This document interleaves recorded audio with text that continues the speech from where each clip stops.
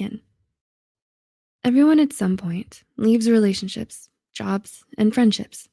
Sometimes it ends up being a blessing because they weren't right for us anyway. But what if you can't move on or get over it? What gives? Is this just you not being able to get it together? Or is there something a little more sinister at play? Unhealed relationship trauma is far deeper than you being stressed or relationship challenged. It's being unable to move on because of your previous relationship.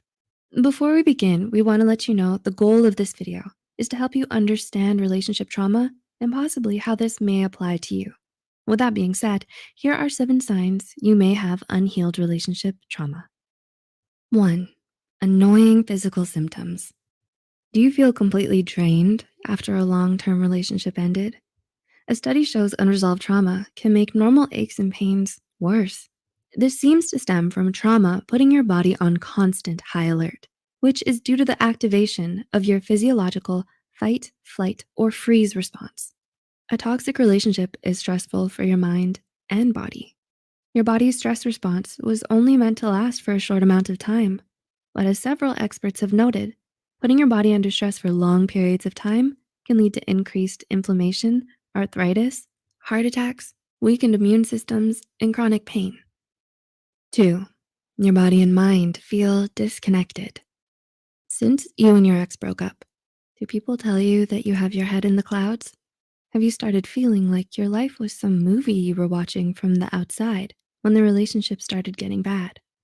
These are features of disassociation or feeling detached from reality.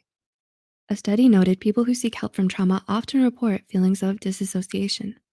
Disassociation involves the disruption of your perceptions, memory, processing, and emotions.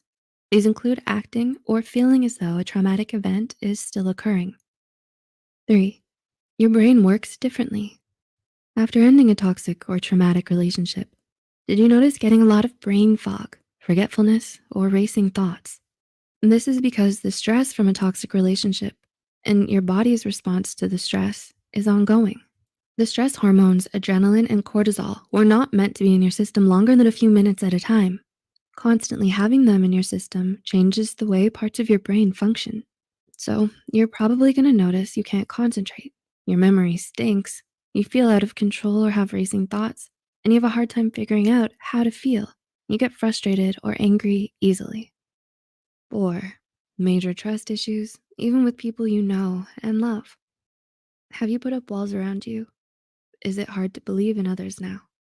In addition to changing the way parts of your brain functions, the trauma brought on by a toxic relationship messes with your ability to feel safe with another person.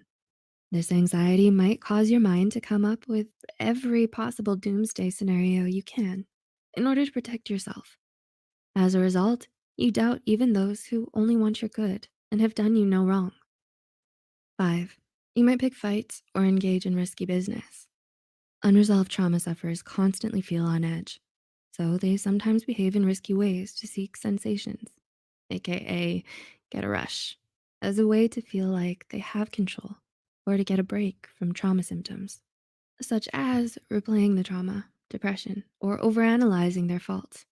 Emotional flashbacks and all the biochemical changes created by toxicity makes you feel like you're still in the toxic relationship. You feel like you have to fight to survive, even if your present situation is perfectly safe. People who experience disassociation as a result of trauma are more likely to lash out aggressively than those who are not prone to disassociation. 6, a constant sense of shame. Wow, I'm a horrible person. Or why didn't I see it before? I'm so stupid for staying. And I'm such a doormat. These are the common thought processes for those who have lingering relationship trauma. They blame themselves for things not working out and feel ashamed. The big difference here boils down to guilt and shame. Guilt means you feel bad about something you did. Shame means you feel bad about who or what you are. Too much shame or guilt can not only be paralyzing, but is also associated with trauma. Research has shown toxic shame can make the mental, emotional, and physical symptoms of trauma much worse. And 7, you react physically to emotional triggers. Have you ever heard a song or seen a picture that made you feel nostalgic? When you have unhealed relationship trauma, triggers that seem normal take a much darker turn. These triggers become more intense over time as the memories associated with the trauma become more intrusive. Researchers believe these physical reactions are due to the amygdala and the neurotransmitter acetylcholine in the stress response. A physical reaction to a trauma trigger might look like shortness of breath and sweating when your boss questions you.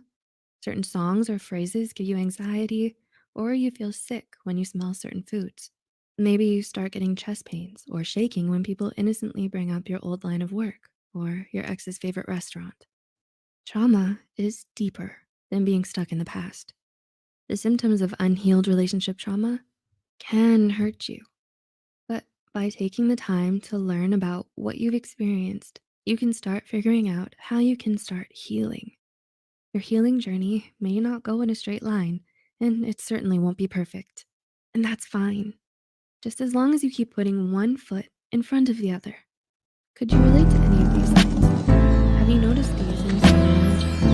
Let us know in the comments below.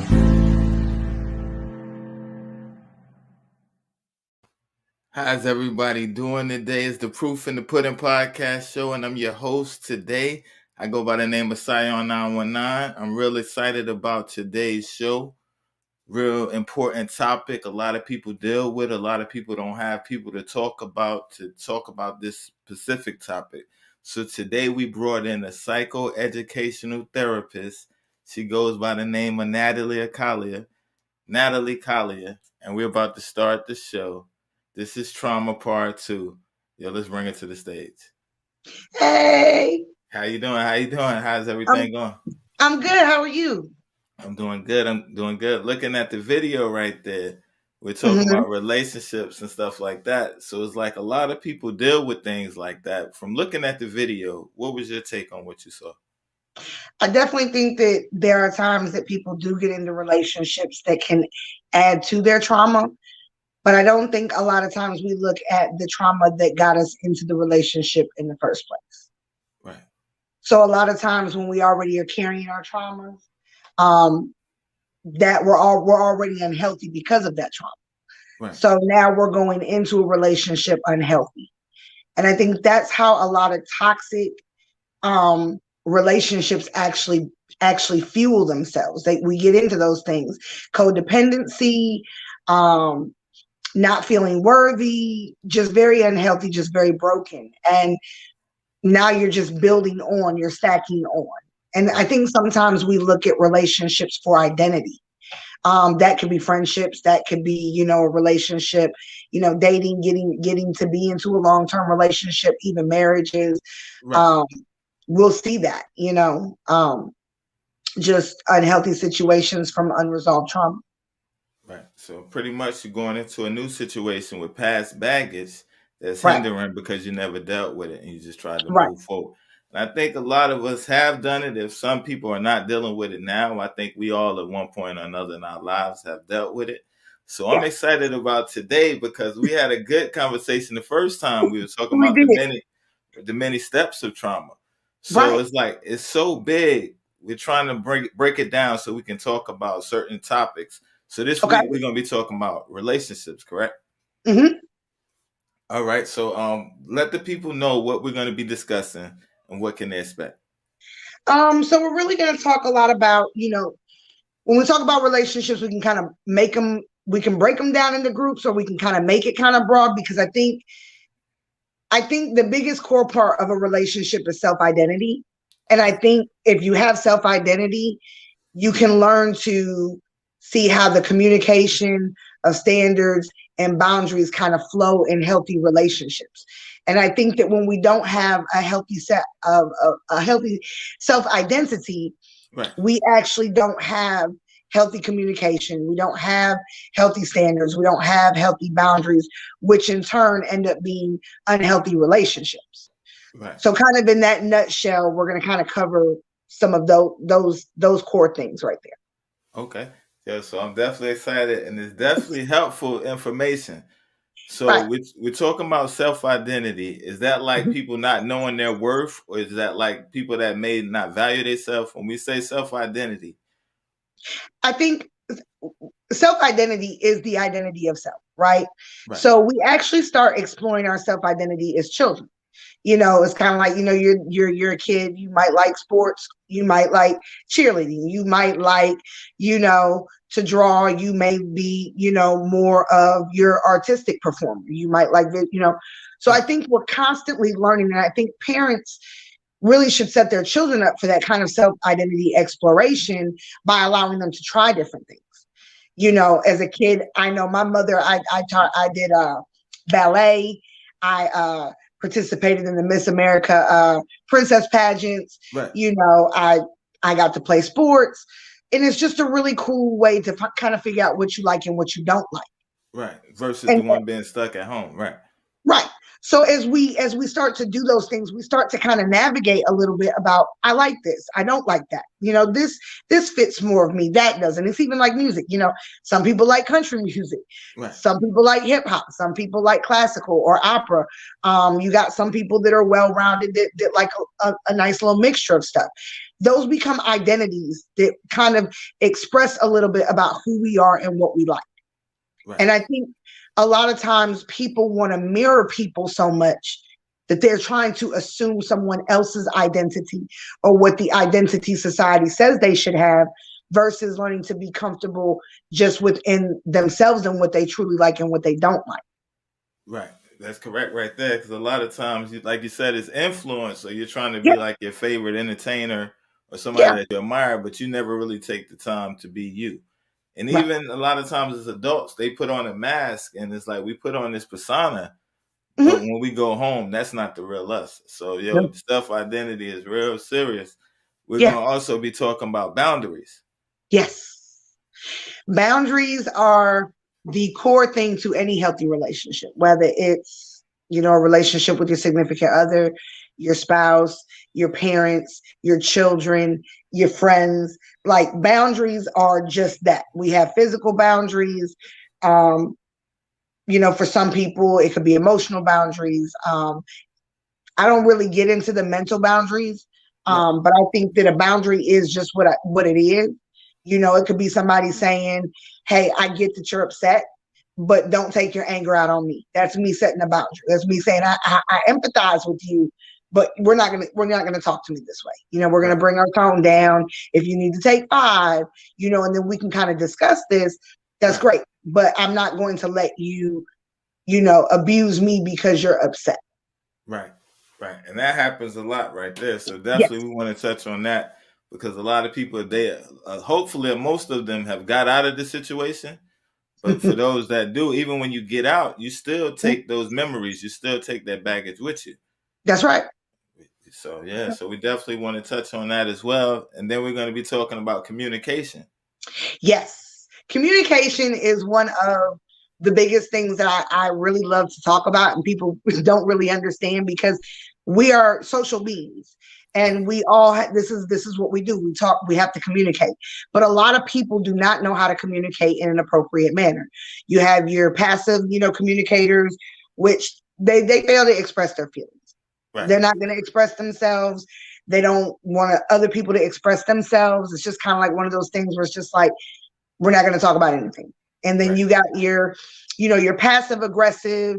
I like to say the passive aggressive is kind of like passive, but they're the people that mutter under their breath. Like, we could be having a conversation about something, and then I might say something they don't like, so they'll mutter under their breath, but they're not going to say it out loud. Wow. So it's kind of like, I agree with you vocally, but in my mind, I really don't. I really think what you said is stupid, or your idea was stupid, So they're the passive aggressive. And then, of course, your aggressive communicators, their tones are always loud. They're defensive. They're always hollering. That is an intimidation factor. When they really feel more insecure, they just want to kind of keep people away. Right. And then your assertive, which is just your healthy communicator. I can tell you how I feel. I can tell you what I like, what I don't like. I can actively listen back to you, rephrase what it is that you said, so that I made sure that I'm understanding what it is that you said to me, and we can have healthy dialogue. If we're getting frustrated, we can say, hey, let's take 5, and then we'll come back and regroup. Yeah. And that makes sense right there, because when we talk relationships, like you said, it could be with your spouse, on your job, your kids. So it's a big spectrum when we talk about relationships. So we'll take it from the beginning, and then we'll break it down as we're going. We'll take it from the top. Okay. So I want to get into a little bit more about self-identity. Okay. I think it's really important that we are honest with ourselves. Right. And being honest with ourselves is understanding that everything doesn't fit. Right.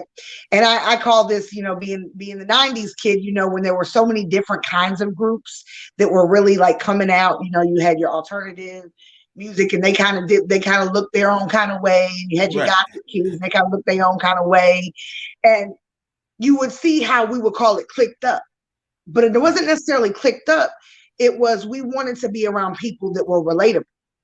Right. Of that same being. Right. Of that same being. But sometimes even in those groups, you could see kids that just quite didn't really feel it the same way as somebody else felt it.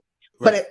But they may have felt like maybe even culturally, I have to go along with this because this is what's expected of me. Right. So you don't really get to explore the identity. And I think what happens, and we're all mastering ourselves. So I just want to throw that out there real quick, that we are all mastering ourselves. And I think that we work on that from, I work on that now as a 37-year-old adult. I'm still learning things about myself. But I think it's important to have a core foundation of self-identity. Right. Because if you don't, that's where you see, again, the wavering in the wind. But when you're dealing with trauma can strip us from having an identity. Right. So unresolved trauma, again, removes that element, maybe because we disassociated so much. Maybe we, were once outgoing. Now we're very withdrawn and we're very depressed. So we're missing the elements of things that are needed to help us kind of discover who we are. Right. So as we progress in relationships with friends or boyfriends or girlfriends, we find ourselves maybe in situations that we shouldn't be in because we're looking for approval and acceptance from someone. Right. Right. Okay. So hold on one second, because you're moving fast. Yeah, you're dropping a lot right there. So it's like, the last thing we were talking about the woman, and you're looking for approval. Before that, we were talking about self-identity. Mm-hmm. All right. So let's break down. Okay. So you said from a past experience may cause a trauma. Yes. What are some examples of things that may have caused a trauma that people may not know they were traumatized, or they may know, but they may need help with? What are some symptoms of things? Of trauma? Yes. So symptoms of trauma is withdrawnness, depression, anxiety, anger, substance abuse, unhealthy ability to communicate. They may be passive. They may be aggressive. They could be passive aggressive. Those are some really core symptoms of someone who's been traumatized. Right. But I think you have to really get into the specific trauma and the individual to really understand kind of their workings, because like I said, we can go through the same exact traumatic event, but how we will respond to that trauma is going to be very much completely different because we're completely different individuals. Right. Right. Okay. So now we were talking about the relationships, how it causes you without the boundaries, you were saying. Yeah. The way they talk to you. Right. Yeah. So you need good boundaries, but people who don't have good boundaries in place aren't healthy in the first place within self-identity. Right. Because when you know who you are, you know what your boundaries are with people. Right. I don't like this. Don't do that. And if you do that, there's a consequence for that. Don't talk to me that way. I'm not going to talk to you that way. You become very vocal and you mean what you say. Right. And you say what you mean, versus you see today a lot of people that will say things, but it holds no weight. You done said it 1,000,001 times, but you ain't never bust no move. You keep threatening the idea of doing something. Right. but you haven't really done it. So now that teaches the other person, well, now I can kind of treat you a little bit more like this and a little bit more like this and a little bit more like this. And a lot of times they're not healthy either. Right. Because a healthy person is not going to be involved with someone who's not healthy. There's nothing in common. Right. So I encourage people who do have trauma or have had a traumatic event happen to them in their lives to really address that trauma. Right. Because it's about self. Right. It's about how you view yourself after that experience and how you think other people perceive you. And you really need to get into a healthy space about that. So that way you can be free and clear to be yourself. Right. Right. And that's an important thing right there, because hurt people hurt people. Yes. So like you said, if you're not equal and if one is healed and one is unhealed, it's not going to work. So now you said a key thing is self-identity. So before you jump into something else, if you just came out of a traumatic relationship or a toxic relationship, or if most of your relationships have been toxic, at one point you have to take time, like you said, to focus on yourself and heal, go through your process. Right. But a lot of people that are codependent, they won't do that because we live in a society, and I find this to be very interesting. I think it's a case study within itself, and I don't think it's necessarily just trauma. I'm curious about the people's how they view themselves as a whole, because people in today's society jump from relationship to relationship. Right. That's true. It's like there is no gap to be alone, because it's something about having to deal with yourself that they don't want to deal with. So it's like, if I just get over the X with the next, but really you're still carrying all of that baggage. You haven't even figured out what you've done wrong in the relationship to really see what went wrong, because a lot of times we like to blame other people. Right. You know, it's the blame game. So you're blaming the ex for why the relationship didn't work out. I always say it takes two to tango. So they probably did some things, but maybe you enabled some things, or maybe you did some things that kind of triggered their reaction to some things, and then you didn't like that. But nobody wants to take that time to say, hey, this didn't work out. Right. Why didn't it work out? What did I really like about the relationship? But what did I really not like about the relationship? Right. And, you know, figure out how that meshes, process that, you know, write some things down, really take some notes, and really be, you know, aware of self and say, okay, this is a teachable moment for me.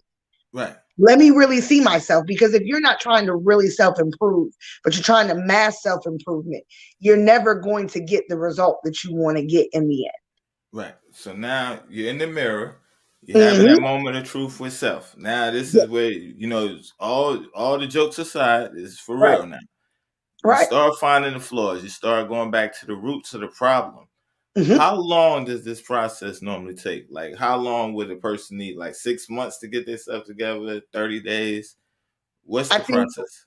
I think it's a duration of how long you were in the relationship that really needs to be looked at.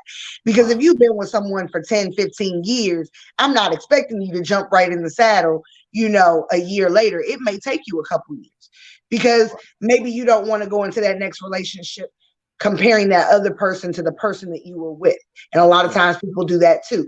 So when you get ready to get back out there in the world and you're ready to start seeing what else is available to you, you need to go into that with a non-biased opinion. You know, you need to not go into that with thinking about how your ex treated you, what kind of relationship that was, because if you successfully healed and processed, you know what you're looking for. Right. You know what it is that you want. You know what your standards are. You know how to communicate appropriately. Right. Everything else is going to fall into place. Right. But a lot of times people just don't do that. You know, and a lot of times people don't have as many long-term relationships today as, you know, they used to. So that's also a difference.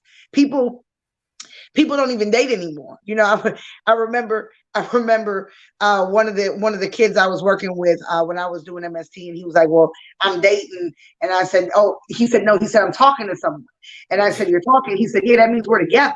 And I Right. was like, oh, like I'm learning, what was going on. And I was like, so talking means that you're in a relationship. Like, that's heavy. Right. Not people don't date anymore. And then people do get criticized for dating today. Like, I remember being told that, dating didn't mean that you were sleeping with people. Dating meant just what that concept is. You can Dating. go on a date with Tony, you can go on a date with, Leroy, you can go on a date. You're just going on a date. You're Right. going out, you're having conversation, you're getting to know somebody. But today, dating is more than likely sexual. Right. People are not upfront and honest about what it is that they want out of a relationship. They're not Right. open and honest about where they currently are. People don't tell people that they talk to other people because it's like one of those things where it's like a major turnoff. So I Right. think the whole aspect of how we even get to that place is so psychologically and emotionally screwed up that I see why people are not having healthy relationships and why people are not being open about communicating. And that's sad because it forces them to not be true to themselves Right. because they're worried that maybe something won't go the way that it should go if I say this or if I'm honest about that. So it's like the ulterior motive. Right. No, I definitely understand that. And that makes sense. So the thing is, it sounds like it's like people, because of their emotions or their Mm-hmm. insecurities more. So they bring their insecurities into the relationship. So nobody wants to get played. So it's like Right. nobody. So it's like you're coming in with all this baggage. You're coming in with all these expectations. You're coming in with negative. You're judging them compared to Mm-hmm. where does that stem from? Because it's like I see that on a whole. A lot of people, they don't even understand the concept of healthy dating, healthy communication, and stuff like that. Where do you think is the disconnect comes from?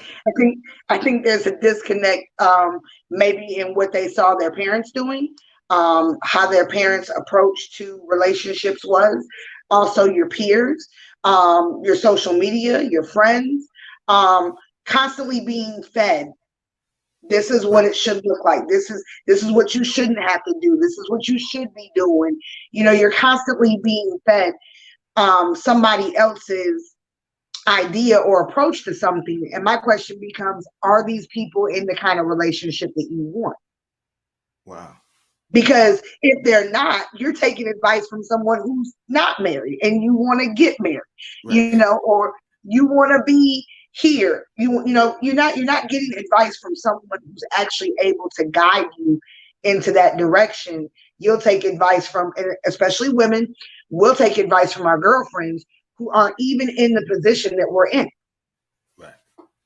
Right. So my thing that I like to tell people is you can't tell me about being married because you're not married. Right. You gotta go there. And time is something that you can't speed up. And I notice people like to do that in relationships today too, is they don't Right. want to go through the growth process of the relationship. They just want the end result of the relationship. And you're not going to get that without time and work and effort. Right. And that's like a house with no foundation. Eventually it's going to fall. Or the first storm that comes. Right. That's why so many people call it quits. There's no longevity because the foundation was never made. Right. So, all right, a lot of the people out here, whether they're damaging still or already been damaged, Mm-hmm. how do they get healed? Is it like when you're in that moment, when you're taking that moment of clarity, you have to first admit something is wrong because Yeah. a lot of times we normalize these behaviors. Mm-hmm. And believe it or not, relationships are really cool because this can be the first real indication for people that there is something wrong that needs to be fixed. Wow. And I don't think people really see that, especially like with our past traumas, but our relationships with people, especially when we become adults, watching how those things maybe fall apart or the toxicity of the relationship. Right. Is an opportunity for us to see, okay, something is wrong. Why or how did I even get here? And I think we've all questioned ourselves at some point in a relationship, whether it even just be a friendship. You know, we've all said, dang, how did I get hooked up with this person? Like, where this person is just, this is just, you know, and then you got to start really going back and start saying, okay, what did I see in the individual? Or what did I think I was going to gain from this? Wow. And why do I think that this was going to be a great fit? Right. And when I see women in relationships, unhealthy relationships, I think a lot of women are seeking for the approval of their fathers. That father wound, that father trauma, it weighs big on women in dating, in relationships, in sex. And the whole idea of that weighs heavy on the fact that they're missing a father. Right. Right. Right. So even with the fathers being out of place and the system is, you know, with the way that it's set up now, that the families are divided now. Mm-hmm. What type of effect does that play on the younger ones, and how does that play on the way the society is set, where everybody's independent? Women don't need a man, man don't need a woman. How does that play a part when you're already trauma and you never took time to heal? It only feeds into the pain that you're already feeling. Right. Because if depending on your trauma, right? So if you're sexually assaulted, you know, how does that play the view for a woman in society trying to want to one day be in a relationship? You know, it kind of feeds on the message that's being promoted today is it's all about your sex. It's all about how you look. So that only reiterates to her worth is between her legs.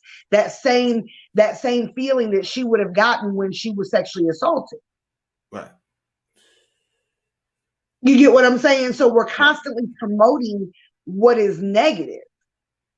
Right. And that's why I say it's so important for parents to want to really be involved in what it is that our children are looking at. You know, your children are looking at, what they're watching, what they're intaking, the message that they're being programmed to receive.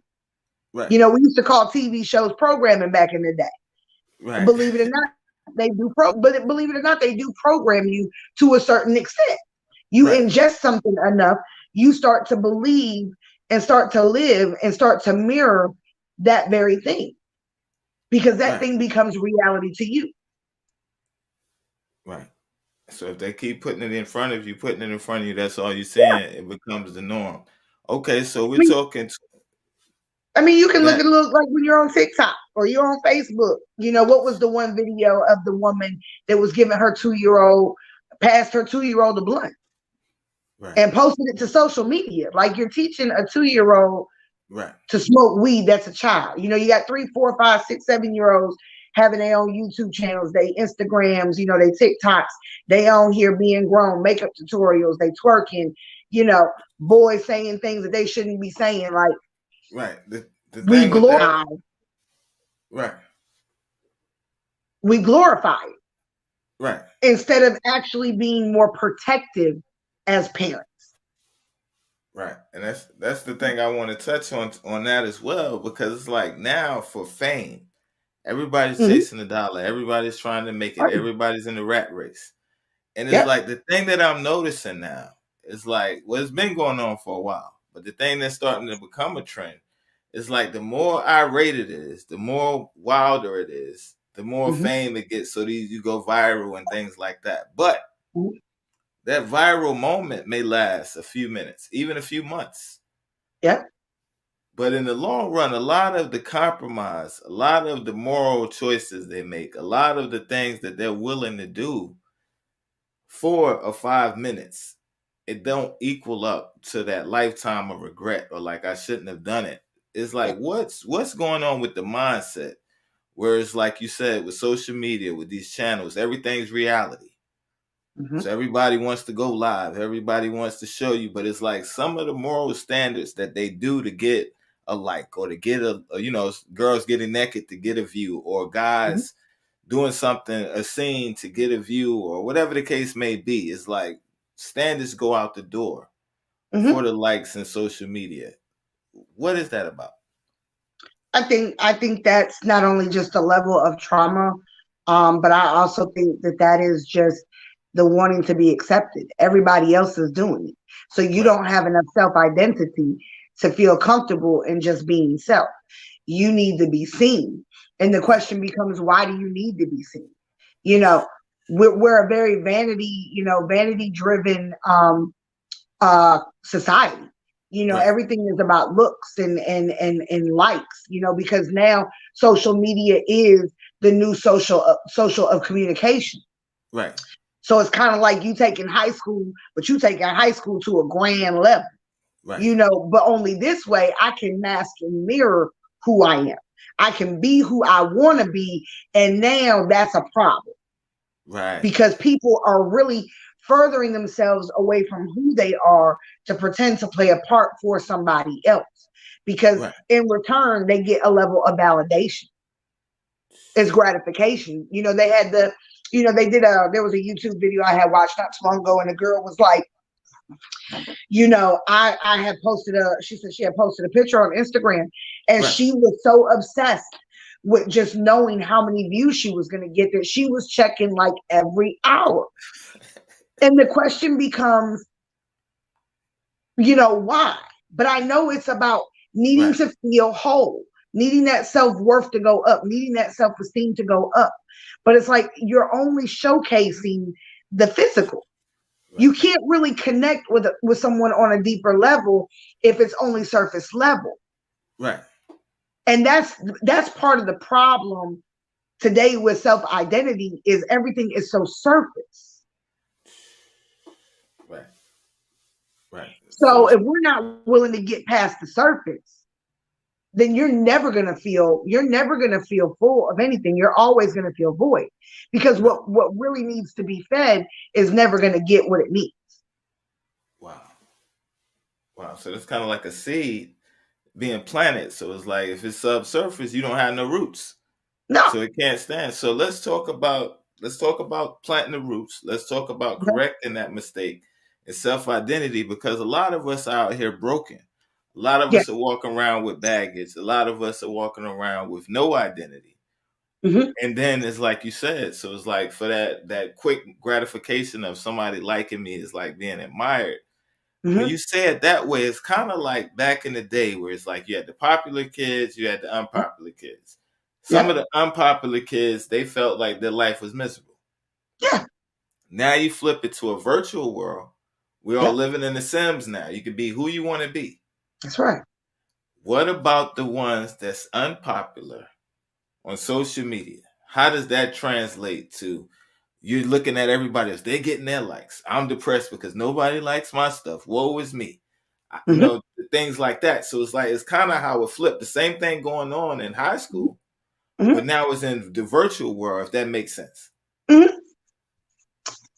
You'll see them starting to change themselves as much as they can. Right. You know, they're starting to look for what other people look like, who's getting the most likes, what do they look like, what are they into, what are they doing, and how can I mirror that? So now you want to take on the identity of someone else. Wow. And a lot of times you will see that. You will see a lot of that. I even can see that today with women in adult, you know, just girlfriend relationships, wanting to mirror each other. You know, I'm a firm believer that friendships and even relationships have a benefit. And yes, things will rub off on each other, but it never should rub off to the point where you want to be that person. Right. Or that person, you covet that person so much that now that is who you inspire to be. Right. Right. Wow. So it's kind of like, at the same time, it's kind of like you becoming that person in a sense. When we talk about coveting, it's kind of like pretty much they become the teacher, you the student. It's like I'm gonna talk and say what the teacher says. I'm gonna walk. Excuse me.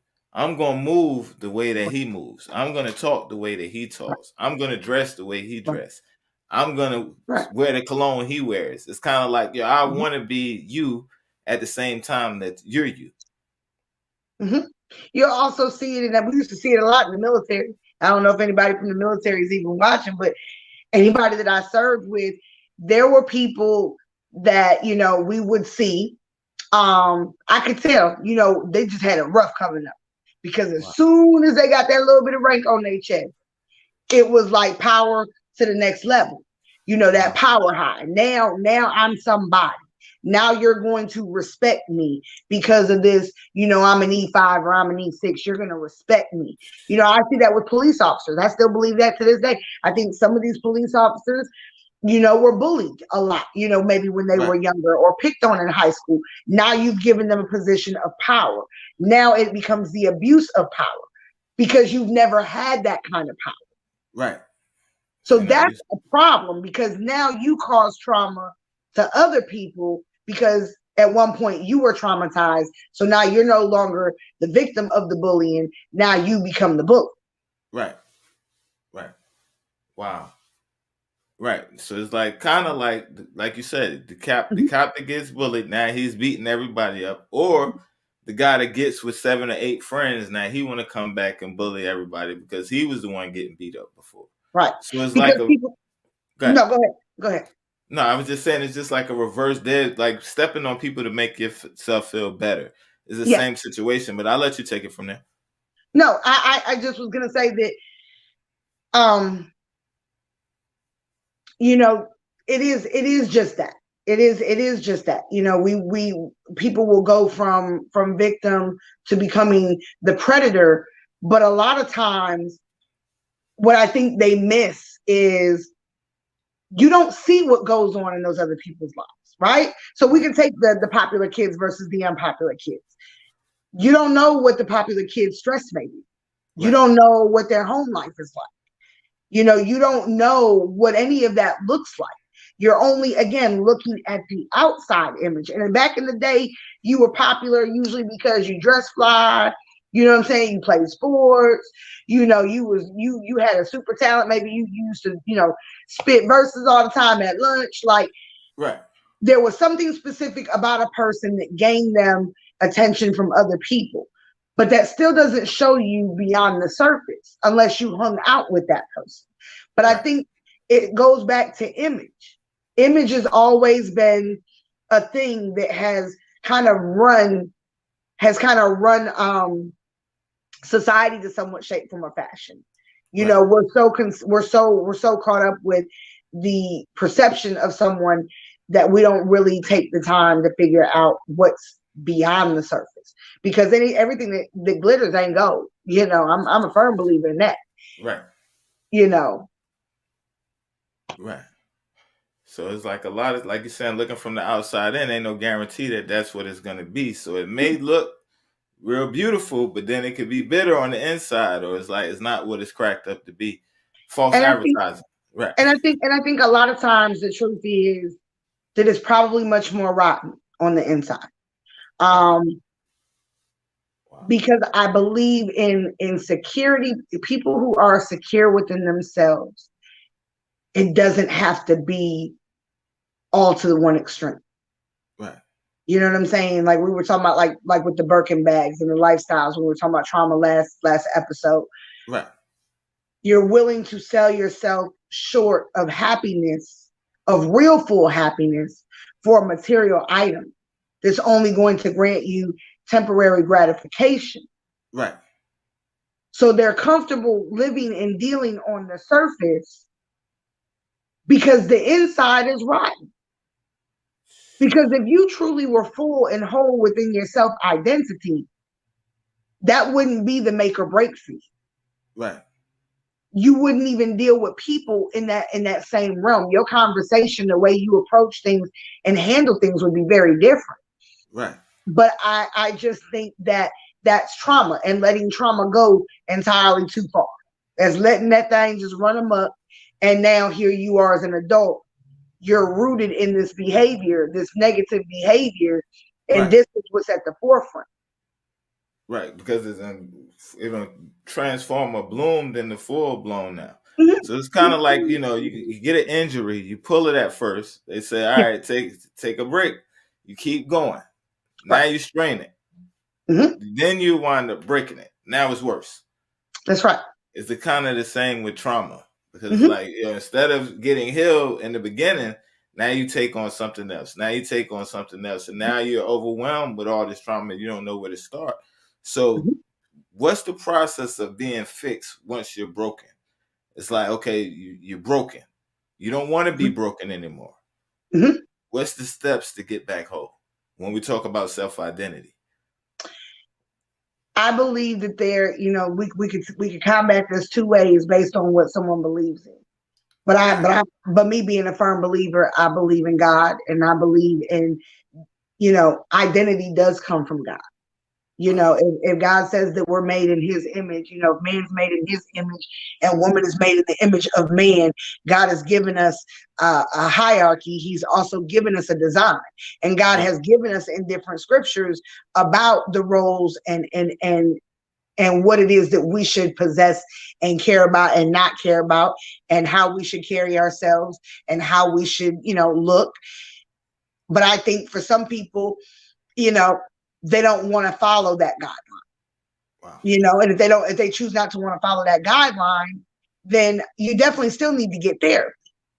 You still got to address the root of your trauma so that you can heal. Because you go into relationships codependent, friendships codependent, relationships codependent. You raising your kids, that ain't gonna be a healthy situation. You're not healthy, so you're not no good for nobody. And I think that's really the bottom line with trauma is you're not good to yourself. So how are you going to be good to someone else? And if you're not good for yourself, you're not going to make choices and decisions that are good for you. Right.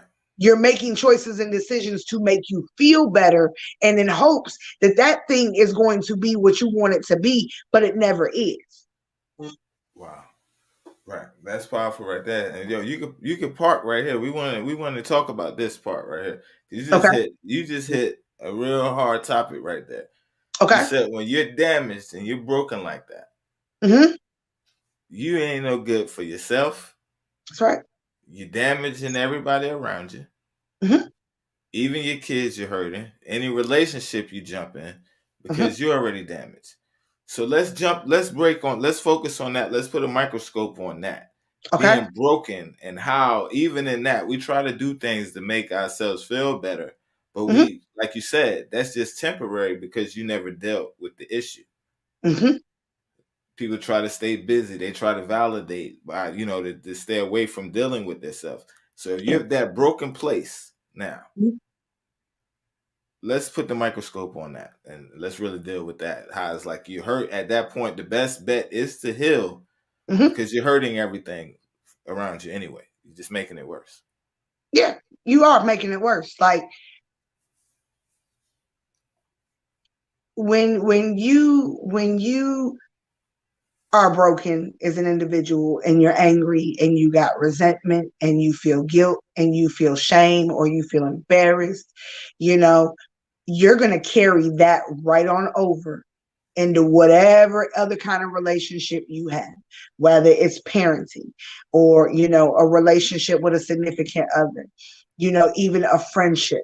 You become this broken person, but a lot of times you want that other person to be equally as broken.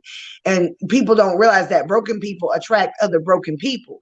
Now right. Here you are trying to fix this broken person, thinking that that's going to fix your issue. It's going to give you something that you're missing, because what you're thinking is it's going to be easier to get this broken person and try to fix them and mold them into what I want them to be than it is for me to go out and get a healthy person, because the healthy person ain't going to have nothing to do with me because I'm broken. So this is my best alternative, and kind of trying to self-heal, but also trying to mold somebody into being the perfect thing that I want them to be. But you're not looking at the fact that, again, hey, if they're broken, this is only going to go so far. What you guys are going to develop is a codependent relationship that's going to feed each other and enable each other and be codependent on each other. And as it grows, now you find yourself interlocked in ways that you don't want to be in, because you'll finally eventually reach your breaking point where the trauma that relationship is giving you is stacking on so much.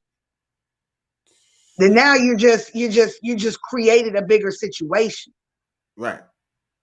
And that is true. And I say that because we've all been there. You know, Right.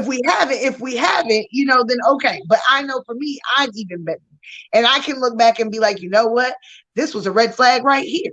You Right. know, I tell people, why do you have to rush in a relationship? Rushing is a red flag for me. Why do y'all got to move in together right away? Why y'all got to do that? Why you got to do that right now? You Right. know, why can't y'all just date? You went on one date, now you're in a whole relationship. Right. What part of the process are you skipping? You're not looking at the red flags of something that's moving so fast to mask something else. Right. Wow. So now that's a horse of another color right there. So now, okay, when we say that, boom, you have some people, right? Mm-hmm. They meet a person, they Mm-hmm. see butterflies, they get jitters. Mm-hmm. This is the one, right? Right. Some people jump off. Some people it may work out for them. Right. Some people may say this get jitters. Mm-hmm. Everybody they meet, they get jitters. So it's like kind of like when I got jitters, and why they telling you that you look like you always every one of you get jitters. You know what I'm saying? So it's a difference of like that love at first sight, that 1 in a million love. Then right. I met him at the bar and we had jitters. We're together. I think that it's okay. I think that it's okay to communicate with someone and become intrigued or to become infatuated with them. To be like, man, they got great conversation. Their energy is great. You know, that they look good. You know, all of that is just kind of like stacking on, and that's cool. Okay, cool. Exchange numbers. Right. Go out on some dates. But see, you got to have a level of self-control. And see, this is again the self-identity thing. Because of respect, because someone who really wants something out of a relationship, I've heard people say, you know, hey, if it happens, you know, we having sex, that's what we do. Boom. Right. You know, if it happens, I'm gonna go with the flow kind of person. No, right. you're not. No, you're not. Stop. Like, you don't know this person enough to truly feel comfortable about giving someone the most intimate part of your being. Right. Again, once you do that, you can't take it back. You should not treat your body so loosely. You get what I'm saying? Right. Because you need to take the growth process. But see, I think sex is a weapon on both ends. Sex is a weapon not just for women, but sex is a weapon for men. Right. And I think that a lot of times the misconstrued idea is if we do this, then you're going to be hooked. Right. And you are emotionally for women, you're going to go through a phase. Women naturally, that is, sex is emotional to women. So you go ahead and open that can of worms if you want to. Now, when that person ain't calling you and they're not responding the way you want them to, now you become upset. But what about you? And this is what I would say, the individual, what about you got you in that situation in the first place? Because what happened to, I got jitters, we had a great conversation, I was attracted to them, we went out on a date. Right. What are your guidelines around dating? Like, these are the things that people need to really be asking themselves. Like, do I want to go out on 5 dates or 6 dates before you come to my house? And do I want to meet you for the first 3 dates? And then maybe on, you know, the 4th or 5th date, I might let you come to my house to pick me up, but I won't let you come into my house until the 6th date. You know, if we go out on the first couple of dates and I don't like you, why do we got to ghost each other? That thing is that there is a pet peeve of mine that I just don't understand about people. Right. You shut down and don't want to tell nobody. You just ignoring somebody calls. If you don't like somebody, be a firm person and just be like, you know what? We went out on a couple of dates. I really enjoyed your conversation, but we're not looking for the same. Right. But the reason that doesn't happen is because no one's being honest about what it is that they want. Right. Because that's what dating is for. And I've heard people say, well, I don't think you should tell nobody that you want to get married on the first or second date. Why not? Let's go and cut to the chase. Like, you're wasting time dancing around something, trying to feel somebody else out. Right. When it shouldn't be about them, it should be about you. Wow. So if you want to get married and have children, you know, these are the conversations that you should have. You know, hey, you know, what are your thoughts on marriage? You know, have you thought about having kids? You know, what religion are you? If religion is important to you, You know, what are your views about finances and travel and, you know, this, that, and the other? We're not asking the questions that open up sustainable long-term relationships and having goals of being able to work towards them together. You're not having the conversation about getting to know someone. You're having the very superficial conversations that are geared around sex that will only get you into that one position. Into that one position right there. And that's real right there. And a lot of times we get distracted with the sex. Mm-hmm. Okay, hold on. What did Rob say? Do you think it could be that some people hate being alone regardless who they date? I agree. Yeah. I definitely think so. I definitely agree with that. The alone factor, again, means that you have to deal with self. Right. People don't want to deal with self. So it's easy to try to find somebody to be with that, you know, is just going to, even if it's just for a short period of time. Right. I'll take, 2-3 months, and then I'll just replace them when they see something in me that they don't like. Instead of saying, hey, what is it about me and my track pattern, my track record in dating that has not landed me in where I want to be? What is it about myself that I'm not taking a look at? Right. Okay. And that's why it's important to communicate with each other about why we don't want to continue something. It's not about hurting someone's feelings. It's about having a realistic conversation so that they can see what it is that has affected you. And then for them to give you an opportunity to hear about what has affected them so that you can both walk away from something, having the opportunity to self-work on whatever is needed for your next relationship. Wow.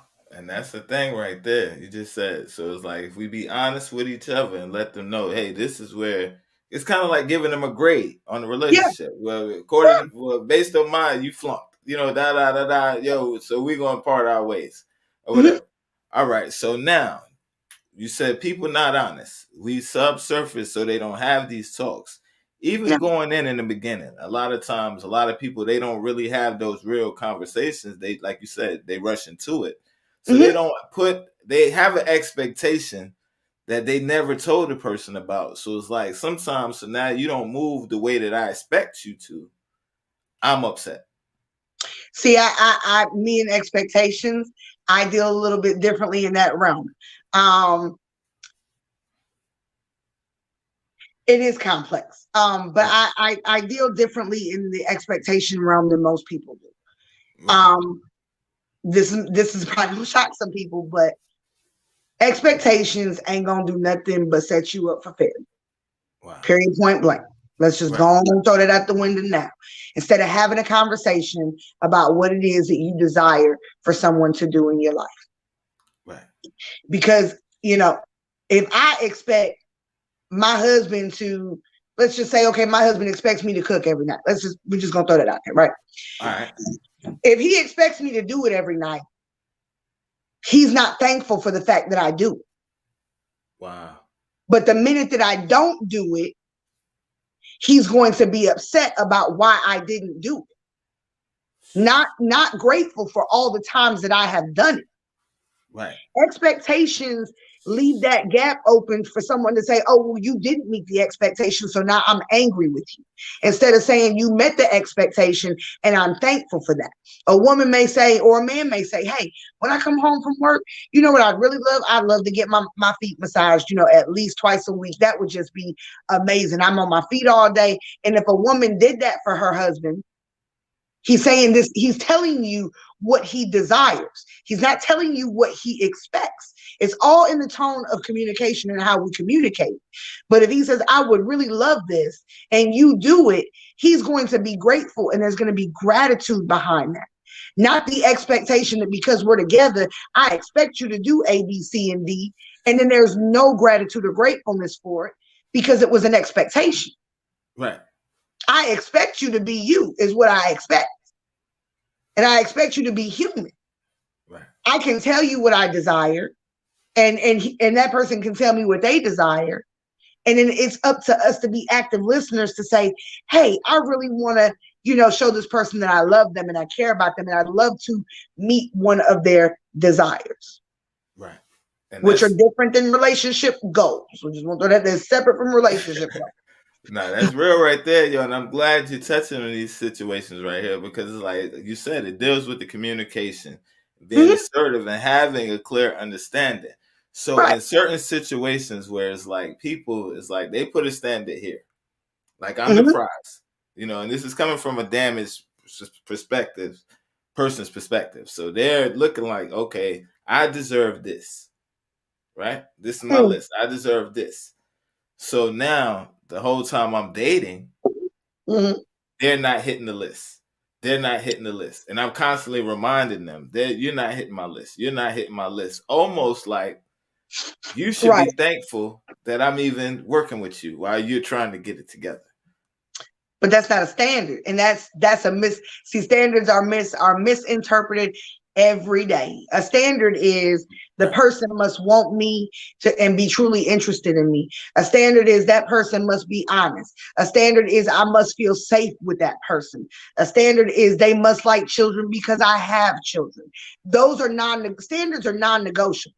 They don't go nowhere. They don't waver. They don't go from one side to the other. A standard is just what it is. A standard isn't I want him to be 6'1", making $500,000 a year. Baby, you dreaming.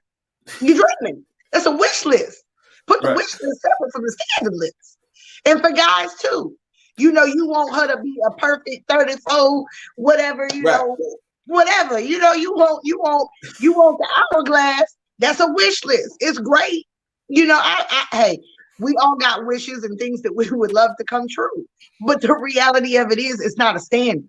It's not a So if standard. you holding, if you have a misconception of what a standard is, and that's what you going into the world dating with, baby, you ain't never gonna find what you're looking for. Never gonna find what you're looking You for. never gonna find what you're looking for. And a lot of times they watch broken and toxic relationships. So it's like we come in the game already kind of with a tainted mind. Mm-hmm, So to have a healthy relationship, you go through the process. mm-hmm.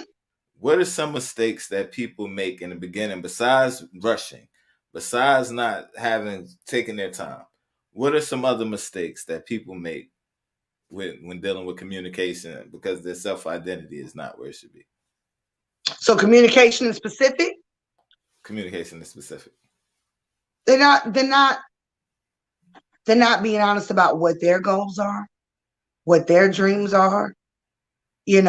Those things are very important because you got to think about it like this, right? You got two people who are two completely different individuals. Right. They're going to become one. They're attracted to you because you are an individual. You possess something that is different from them that makes them feel complete. You balance each other. Right. But if you're not being honest about who you are, you're not going to get that. Right. We want to, like I said, we want to wait and hold on that until after we feel like we've hooked somebody. I tell a lot of people, people who know me and my husband or know, us from the military, they don't know the full story. Me and my husband were friends for like 6 months before we ever even got into the realm of really talking about our feelings in that regard. Wow. And I remember, and I'm just going to use this as an example because you get to learn so much about a person. When you're just cool and you're talking, you got to have a healthy foundation. Right.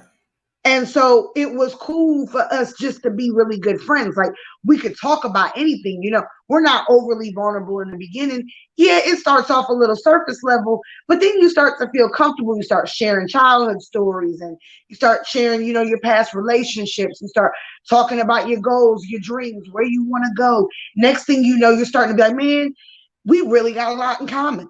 We share a lot of the same vision. Right. We like a lot of the same things. And then you can even say, okay, this person is stronger in this area than I'm in, and I can learn something from this person. So not only am I in a relationship where I can grow, but I can actually learn from this person, and they can learn vice versa from me. Right. So I think it's about really knowing that person. And for me, with my husband, that was important because I know I had did it wrong. Wow. I know where I messed up in past relationships and Right. the things that I had done that were not okay and what it was that I wanted to do differently.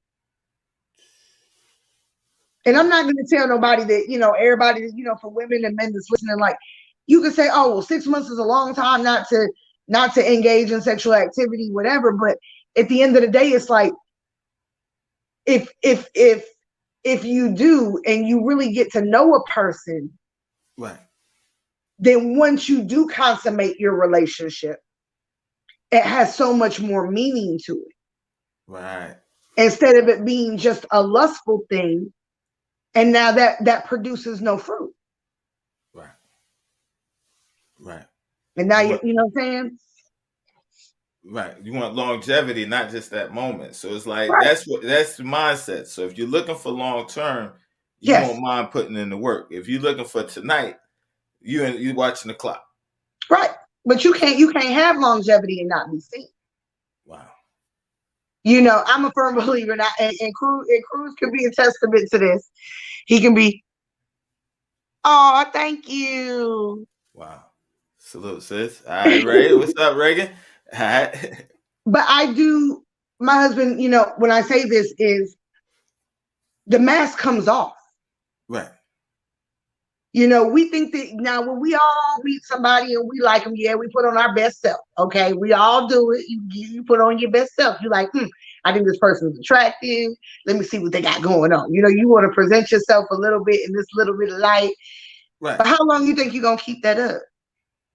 No, that's the thing. Right. Because once you start really interacting with each other, see, and for the people that move in together too soon, oh, that's gonna come off real quick. See, now you got yourself entwined in something that you didn't even know you didn't even know. You didn't even have a clue who you was living with until you started living with them. Now you don't like this person. You see what I'm saying? So the mask comes off. I always say the mask comes off in about 3 months. 3 months. 90 days. Because you been dating for 3 months, you seeing each other pretty regularly. You go into their house, you see if they messy or not. Now, when you first started going over there, it was nice and clean all the time. 2-3 months in, you gonna be like, you messy. He throw his clothes on the floor, or she do this. She got a sink full of dishes all the time. You can start to see what it is. Who they really are, right? Right, the pet peeves for you. Right. So my thing is, and again, so why are we rushing to give somebody our best self to turn around and be like, I don't even like you. I don't even know you. Now but my thing is, you can't say they stupid. You just as stupid as they are. Talk about it, yeah. You just said a fact right there. Come on. So on. that's why self-identity again is so important. You can't get to none of this until you got some self-identity. And as a trauma victim myself, and I'll explain a little bit more about self-identity and just using myself as an example. Right. You watched the last podcast, you heard me talk about my sexual assaults. I didn't have and I thought about that, as I got older, hearing about my friends losing their virginities and, being able to do that. And I remember me not having that option to do that for myself, what that made me feel like. And I remember how that made me feel about having a relationship with someone and then being able to say, I'm not that. And then them, wanting to talk about your first time. How do I explain my first time? Does that make me look a certain kind of way? So now that becomes a part of your identity. This is what happened. I can't change that. So how does that affect me? Also being biracial. The 90s was hard on the girls, back in the day. I ain't even gonna front, colorism was a thing. It was a thing. They made fun of my hair. They made, they didn't like me because I was lighter than them. I didn't understand that, I was so much different. You know what I'm saying? Like, I can't control how I look. Right. But me and these, so you see just, and people expected things out of me, like, I don't think that my mother understands 100% what it, and I love her to death, but I don't think she understands 100% what it's like to be in my skin or what kind of trials and tribulations I have faced because of that. You know what I'm saying? Or people looking at you different because you don't necessarily like 100% of the same genre of music they like. Like I like classical, I like opera music. I don't do country music. I'm sorry, country, but I just don't do country music. Right. But I like hip hop. I like some alternative music. I used to like Green Day and Nirvana back in the day.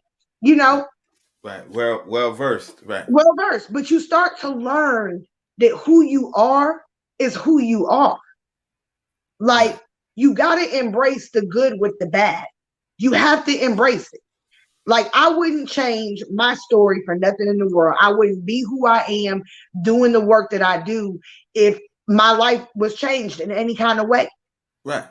I love the fact that, my mother is just who she is, and there is some naiveness about her in certain areas, that's my mom, but I like being relatable to people. Right. And so me finding myself being more culturally open to certain things has allowed me to be more understanding of different things for different types of people. Right. That makes sense. But that's an identity thing for me. Now I'm not going to sit there and say, I tried ballet. I don't like ballet. You know what I'm saying? I didn't like it. Right. But we got to learn to figure out who we are so that we can stay in our lanes. I know what my lane is. I like my lane. Some people, and this is kind of feeding in, kind of getting a little ahead of myself, but I'm going to go ahead and say it anyway because the thought is in my mind. So everybody wants these 6-figure lifestyles, right? Everybody wants to be famous. Do you really want that? Like, because I'm going to be honest with you. I don't want to go to galleries. I don't like high heels. I don't like makeup. I don't like none of that. Give me a good pair of sneakers and we rock it. Some cut up jeans and a cardigan and a t-shirt, we win. Right. I like who I am. But if you take me and you put me in a different element, what is that going to do to my lane? And I think that's something that people don't think about. Like women who are married to doctors, they get to go to those high-end gallery functions and all of that stuff, $10,000 plate conventions. And I don't want to do that. I wouldn't marry a doctor. My personality doesn't say that. I know what my lane is. Right. And that's not me to judge or say that somebody who married a doctor or married a lawyer, if that's your lane, that's your lane. You end up with who's relatable to you that has the same goal and the same visions that you have. That's not my lane. That's not my goal. I don't want to be a multimillionaire. I'm going to be honest with you. I don't want the pressure. Right. You know what I'm saying? Like, you give me all that kind of money, I'm still going to be broke. Okay? That's all I know. Still be broke. Like, but how would it change me? You get what I'm saying? If you gave me $10 million tomorrow, you're testing somebody's character and you're testing somebody to see if they're going to remain the same. Right. You got to be ready for certain things in your life. Or you just don't want certain things. Like I'm comfortable with who I am. I'm comfortable with the self-discovery that the journey that I have going for myself. I'm comfortable in my lane. Right. People got to pick a lane that fits their identity and stay there. But everybody wants to be all over the place. Yeah, you can't be all over the place because you're trying to do too much. So it's like it's never going to gel. Yeah. And like you said, a lot of times people make the mistake rushing into, and then they realize later this is not what I thought it was going to be because they didn't take the time. So what are some healthy ways that people can implement to avoid these problems? Don't lie to yourself. Stop lying to yourself. Like, if you say something out loud and it's something for you, and you like, hey, you know what? I really like such and such and such and such. Right. I like gluten. I like sugar. All your friends is vegan and gluten free. You might just need to be like, look, I support the fact that you're, vegan and gluten free, but I like meat and I like sugar, and that's just what it is. Like, is this going to be an issue in our ability to be friends, or does it change the dynamic of our friendship? And if it does, that's okay, because people who are well-rounded usually have friends in different areas. Right. They got friends that maybe they do this with. They got friends that they do that with. That's okay. It just shows that you're multifaceted. I think people lie to themselves so much. Right. You got to stop lying to yourself and stop letting other people put you in this box that this is what you should be because everybody else is that way. Or if you want friends or you want people to like you or you want to be in a marriage or a relationship, you got to do. No, be you. Wow. There's somebody out there, there's friends out there that are going to fit you. Maybe not. You know, the realness of having friends today is a very small number, you know, but because people aren't real with themselves anymore. So if they're not real with themselves, they're not going to be real with you. Right. Right. If I can lie to myself, I'm going to lie to you. You know what I'm saying? But if I'm honest with myself, I'm going to be honest with you. Right. And I think we see that sometimes. You know, I tell girlfriends, you know, you put something on, y'all getting ready to go out, you be like, girl, does this look good? And she be like, yeah, but in the inside, you know it really don't look good, or you done told somebody something look good on them and you know that it don't look good on them. Right. Why you set them up for failure? Why you can't just be honest? Why are we so afraid to hurt each other's feelings instead of just being honest? And that's another thing, we're a sensitive culture. Right, we are. We definitely are. So that also allows a lot of us, you know, a lot of people to either be more aggressive communicators or more passive aggressive communicators. Right. You know, so if we're so worried about sensitivity, then you're already sheltering your self-identity with that in itself. Right. Okay. So you said you hit a key point right there when we talk about sensitivity and offense.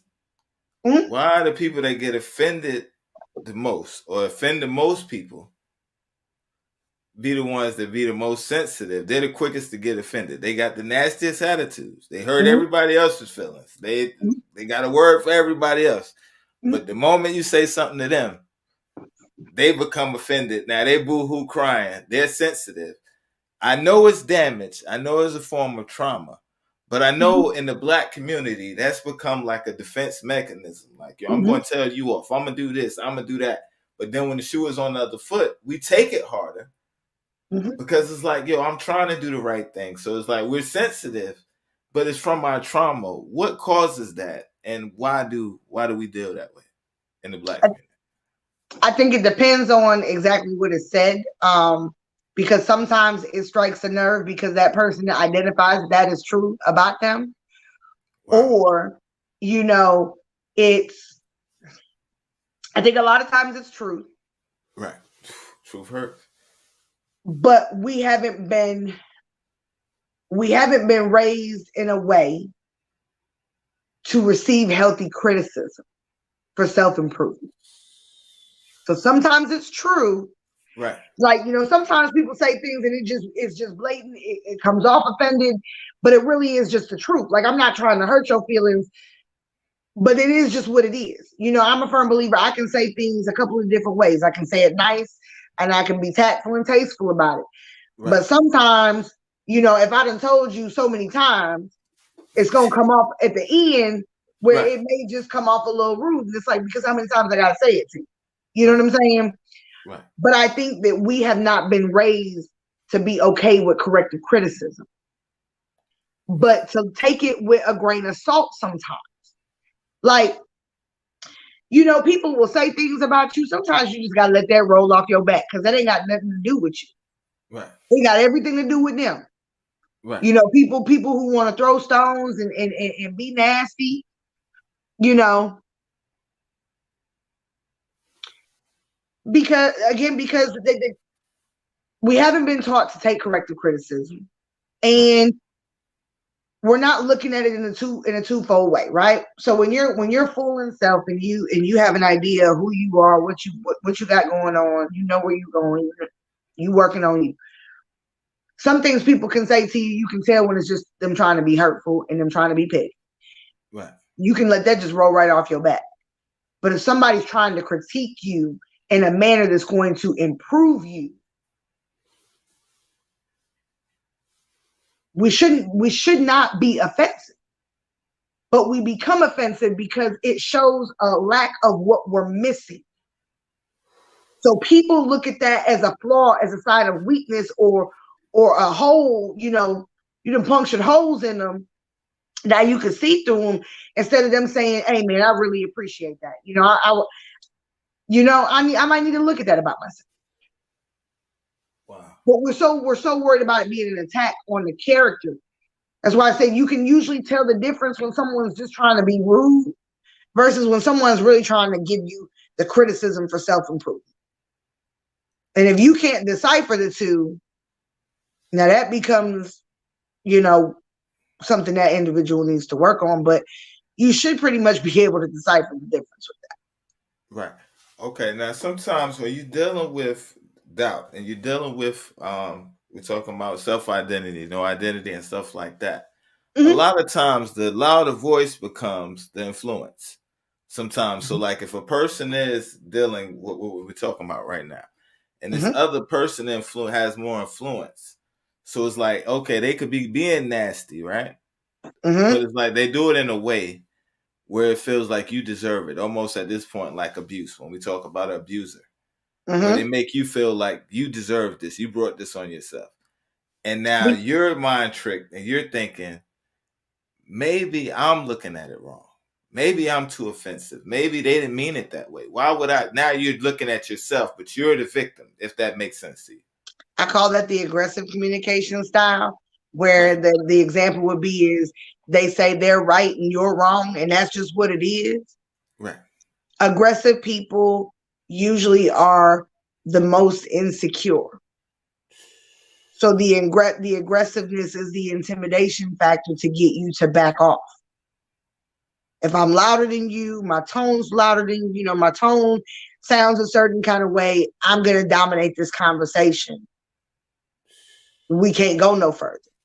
Right. And usually they'll do that with people that they know are more passive aggressive, more passive, or passive aggressive, because it gives them control. But it's really just a defense mechanism for themselves. Right. It really is just a defense mechanism for themselves. And communication is everything. Like, sometimes you just really got to sit back and listen to a person. And then you'd be like, oh, okay. Wow. Or people that don't want to communicate. Like, how can you have relationships with someone who refuses to communicate with you? You can't. Right. There's no growth. Your relationship is capped if someone can't communicate with you. Right. Because how do you press forward? Relationships are all about communication on a day-to-day basis. Right. You have to be able to communicate. Okay, so now we're talking about some serious topic right here when we talk about conversation, because it's different types. But I know a few people that say, they never just were taught healthy communication, or they just don't know how to talk to people. Or it's like the way they talk, they say, I'm just like that, but they offend people when they talk. Different reasons of people that say they don't know how to properly communicate. So now you're dating. How does this translate, and what's healthy communication in dating? Assertive communication, being able to say what you feel, be able to actively listen, be able to hear the other person, respond back to what they say, have a healthy dialogue of a back and forth. Nobody's talking over each other. We're both communicating, we're listening to each other, and the conversation is flowing, and we're able to get to a resolution. Walk away feeling like the conversation gained something. But communication, believe it or not, is one of the things that people do not do well at all.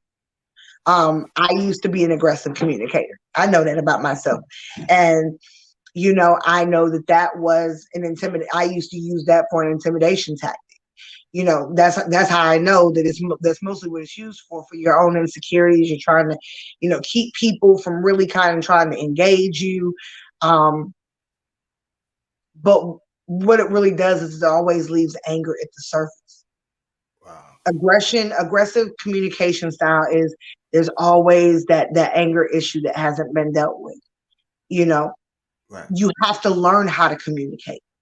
You would be amazed at working in, the detention centers for adults and in the prison system, how many of them do not communicate? And they're older than me, don't know how. Communication styles are something that is passed down to us by the people that, our parents, maybe our grandparents, people that were in our lives that were a huge part of raising us. How did they communicate? Wow. What did they fail to communicate? Right. Remember we said we come up from the generation where it's no because I told you so. You know what I'm saying? Right. You want to ask why, I ain't got to give you an answer. We're not communicating. You're telling me. Right. Now I get it in certain instances. Right. You don't have to explain yourself. But the explanation is not necessarily for you, it's for someone else to have understanding. To have an understanding. And you just said a powerful thing that applies now. So okay, you grow up in the household, and that's the mindset. You don't ask because I said so. That's why. Mm-hmm. So now you're not no accountability. It's like I did it because I did it. Right. You don't have to explain yourself. Now you're in a relationship where it affects another person.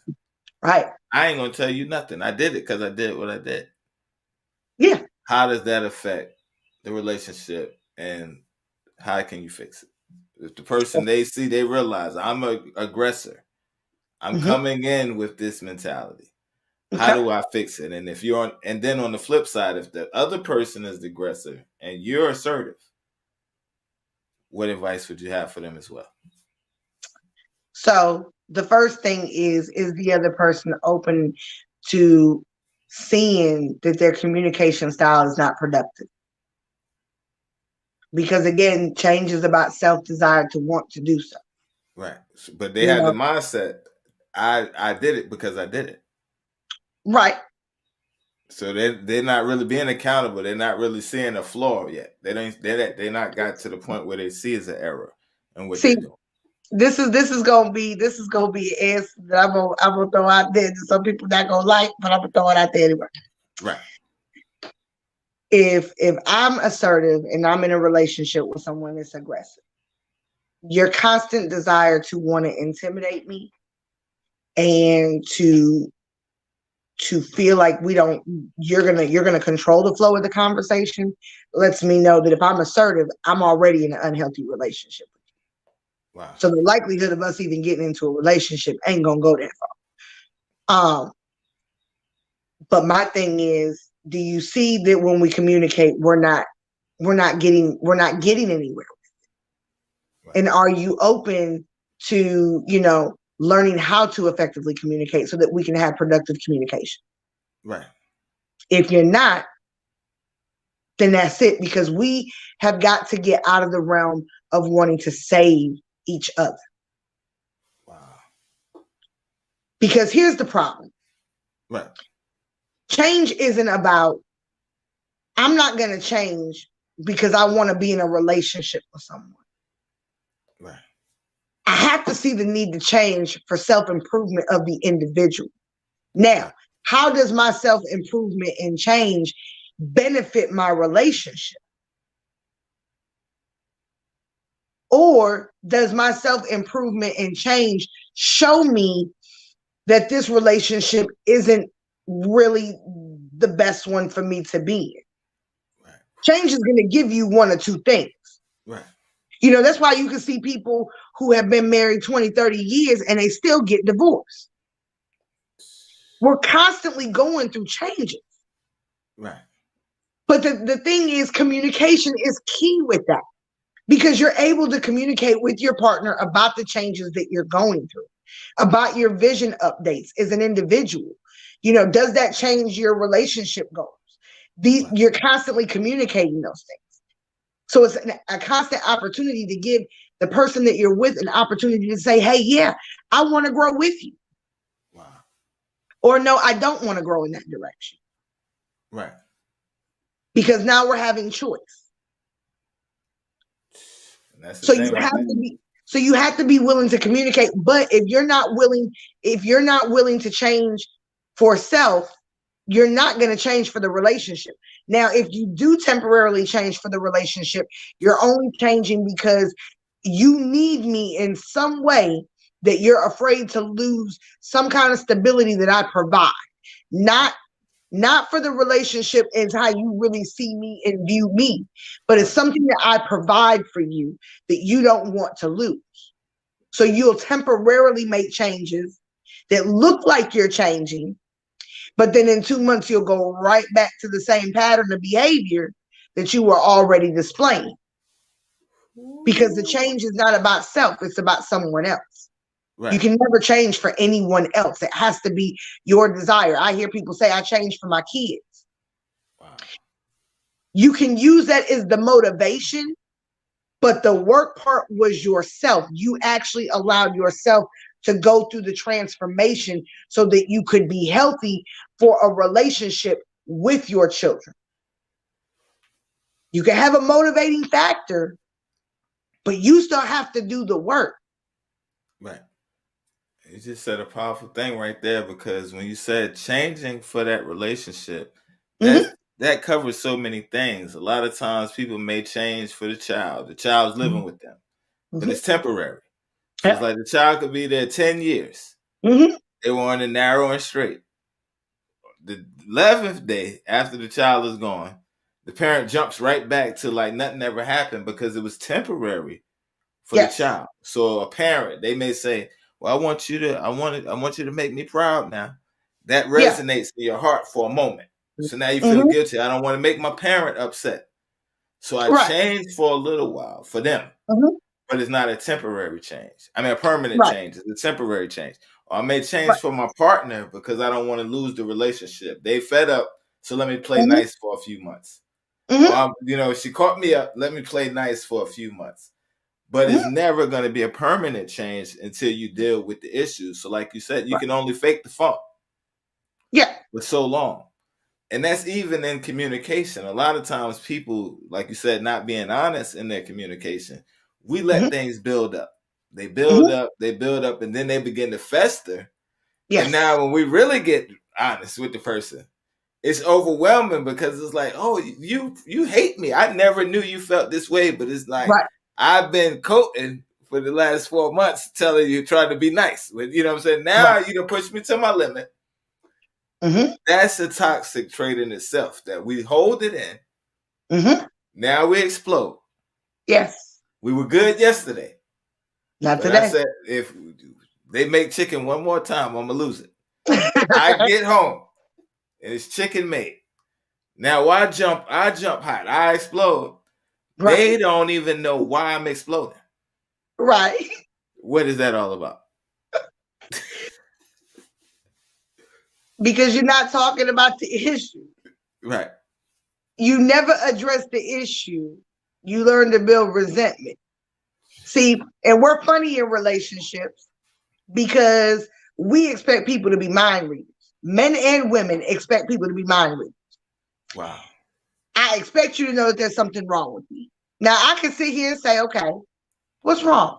Nothing. Well, it looks like something's bothering me. No, I'm fine. Okay, I ain't going to keep asking. Right. You know what I'm saying? See, some people want people to constantly be up underneath them. Like, is there anything I can do for you? Can I make it better? Just tell me what's wrong. Right. No, you're not my child. Right. You know, in relationships, I'm not, I'm not your mother. You're not my father. That's not how this thing works. Like, right. If I ask you what's wrong and you refuse to want to tell me, because I'm letting you know when I ask you that I'm open for conversation. Right. You don't feel comfortable or trust me enough, or you just don't want to talk about it. Wow. So now every time there's an issue, you don't want to talk about it. Right. So it's going to take that one trigger. Prime example, you might have had chicken 3 days in a row. You don't want chicken today. I don't want chicken today. But instead of saying, hey, do you think for dinner we could have, maybe you cook some, some turkey, or could we have some pork chops, or could, Right. You ain't going to say that.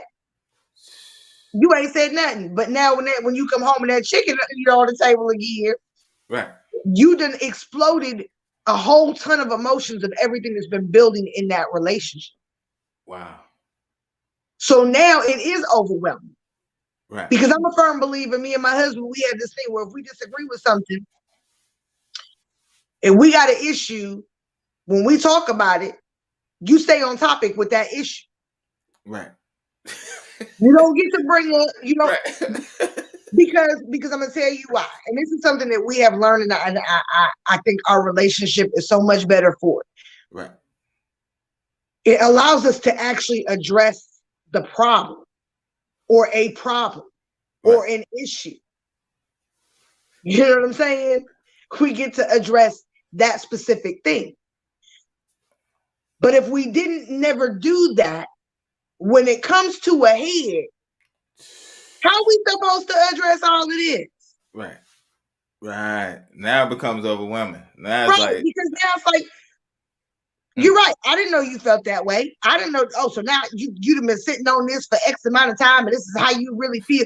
Like you've gotten to a point where resentment and anger are at the forefront. Now, I'm not going to tell people that they can't work through that, because you can. Right. My best advice to that is you need to go to couples counseling, marital counseling, or if you want to go sit down with your pastor, you know, have somebody kind of in the middle of that, so kind of walk you through some of those things, because you really need to figure out what the root cause was. And are you just stacking onto one root cause, or is it a couple of different things that are just compiled together? You really need to figure out what the problem is, where the breakdown is. But that's what I tell people now is, if you got an issue, if you need to take a day to gather your thoughts, that's fine. Right. You may say, hey, I really want to talk to you about this, but can we talk about it tomorrow? You know, can we, make time to sit down, maybe 15 minutes, we go outside, we just sit and we talk about this issue. I want to hear what your thoughts are. I want to gather my thoughts. Cool. Do that. Right. And address the issue. But look, it's funny. It's not funny, but it's just wild to me. The things that we can do in relationships and the things that we can't do in relationships. Right. Again, we can sleep with a stranger, but you can't tell somebody how you feel. You get what I'm saying? Right. Like when we start learning that we got things messed up, we really got to start self-evaluating. Like, I'm not getting nowhere with this. Clearly, I'm not getting nowhere. So what is it that I need to change, and what is different? Right. Because again, I tell, if you're comfortable in self, and you're comfortable in your skin, this is the thing. Like, prime example, another thing, I was talking about losing weight, right? Using me again as a chapter block. And I've had people ask me, why you want to lose weight, this, that, and the third. Yeah, I want to get a little, I said, now this, and it made my husband laugh too.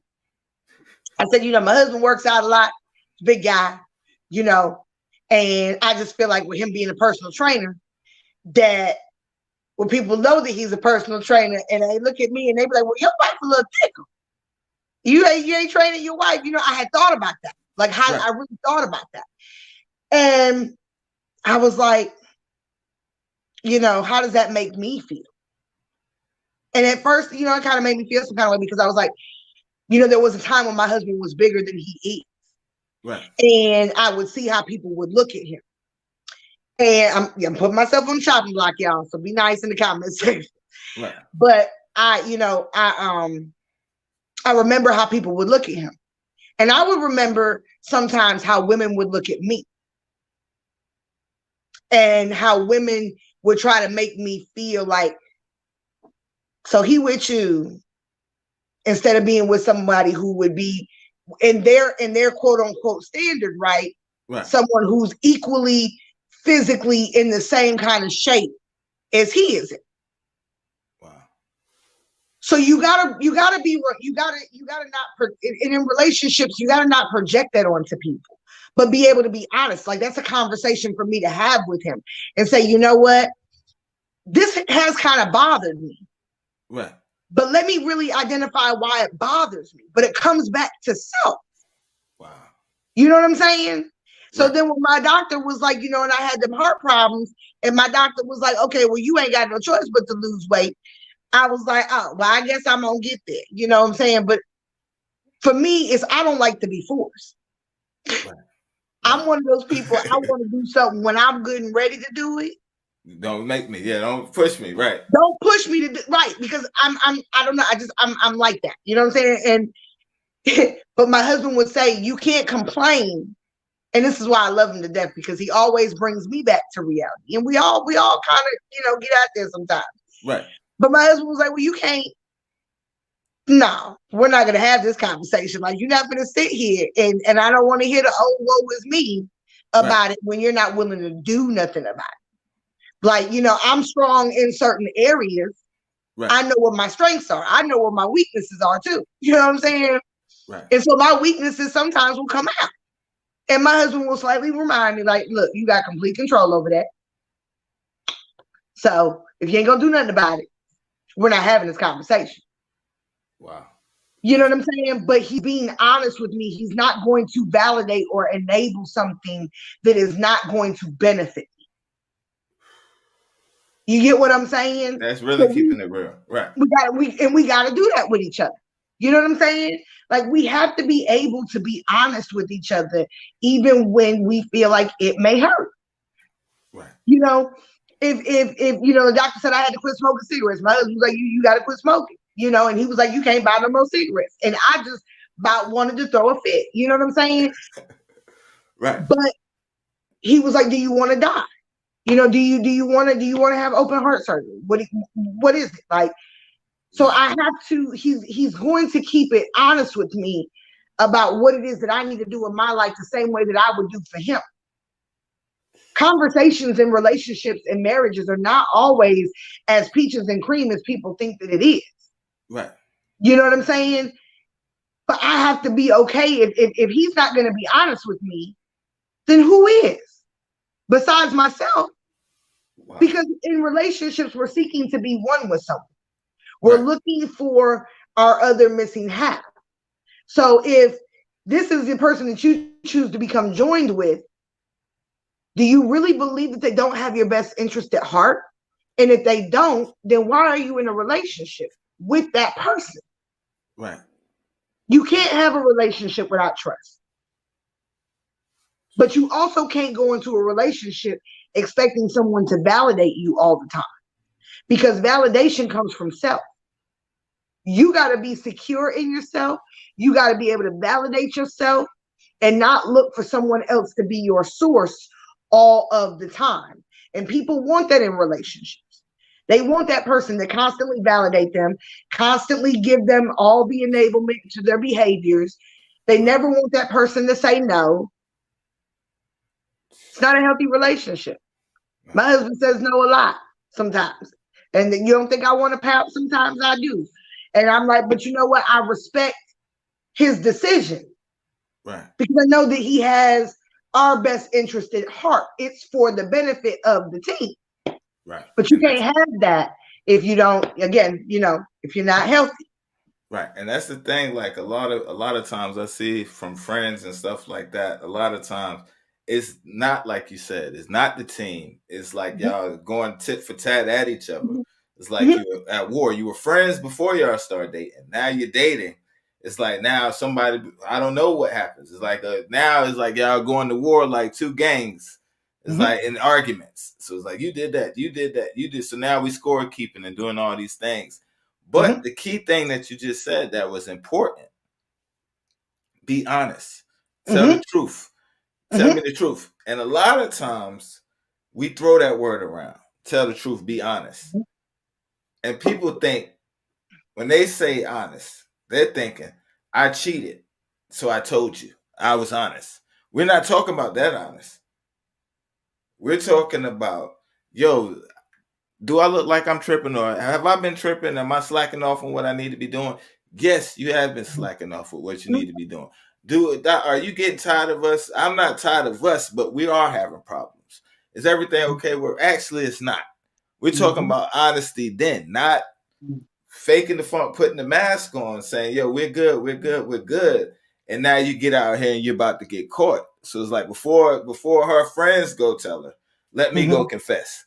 Or before his homeboy says something, now we're honest. Or I gave you the money, where's the money?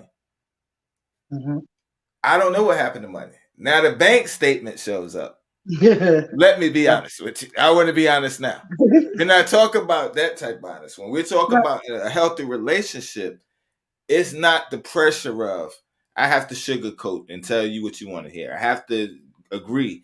I have the power to say, yo, no, I don't agree with that. Or you ask me a question, I can honestly, in love, give you a truthful answer. And it hurts later on when you find out that you've been stroking me, or, stroking my ego, or giving me answers because you felt that was the way. So the trust gets broken. And then in the big situations, or when it's like everything is on the line now, we want to be honest. But in those times, that don't hold no weight, because like, you lied to me every day for 364 days.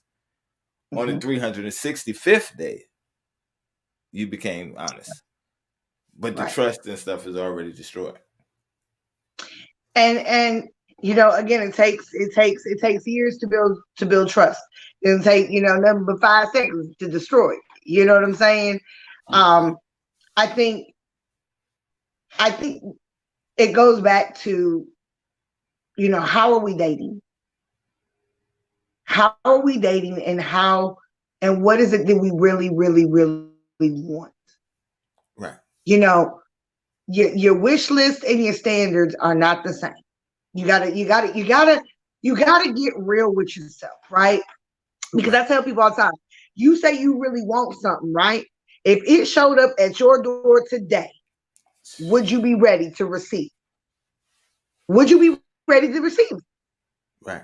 Because you have this whole idea in your mind about who it is you want to be with, what you want them to come along with, what kind of communication you want them to have.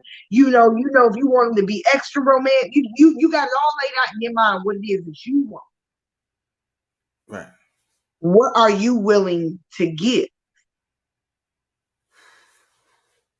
Because you got to be willing to give, and you also in order to receive it, right? You got to be ready to receive it.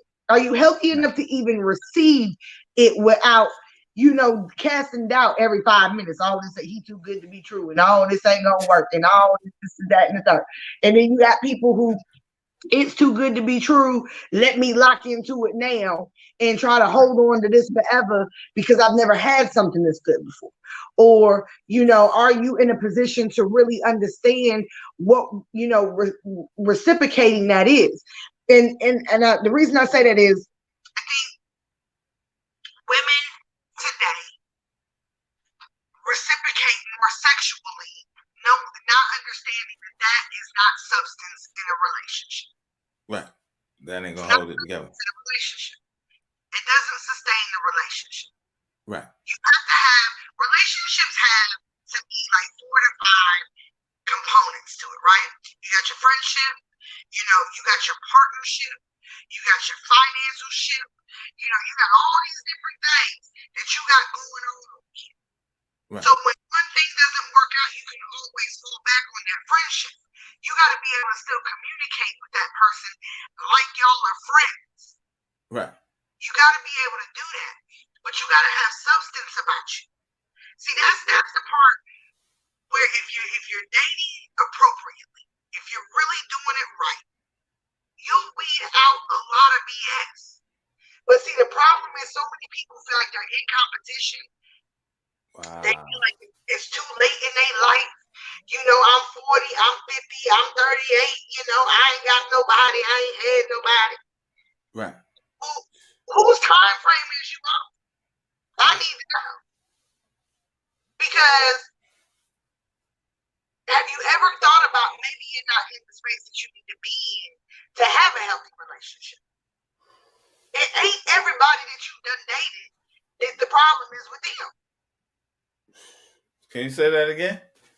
Run that back. I need to hear it. Now I ain't even throwing it on nobody else. Tell me that again. Say, Scion, it ain't their fault every time. It's not their fault every time, Scion. It's not. Sometimes it's yours. You know what I'm saying? A lot of times it's mine. I'm gonna get it first. A lot of the times it's been my fault. I don't think I won't say that it's majority one over another. It's where do you see yourself that that you even open the door for something to happen like that, right? Right. That's why getting to know self is so important. Right. Like, you gotta be okay with yourself. Like I said, all my people who know me, they know I'm not never gonna be that girly girl that wants to go out and wear heels, and I'm not that kind of girl. I like what I like. I like the type of movies I like. I only like to watch chick flicks once a month, and I like to binge watch that. I'm straight action. You know what I'm saying? You gotta know who you are. I like to write poetry. That is my creativity. I don't want to share it with nobody unless I want to share it with you. That is a big part of how I express myself and process my own thing.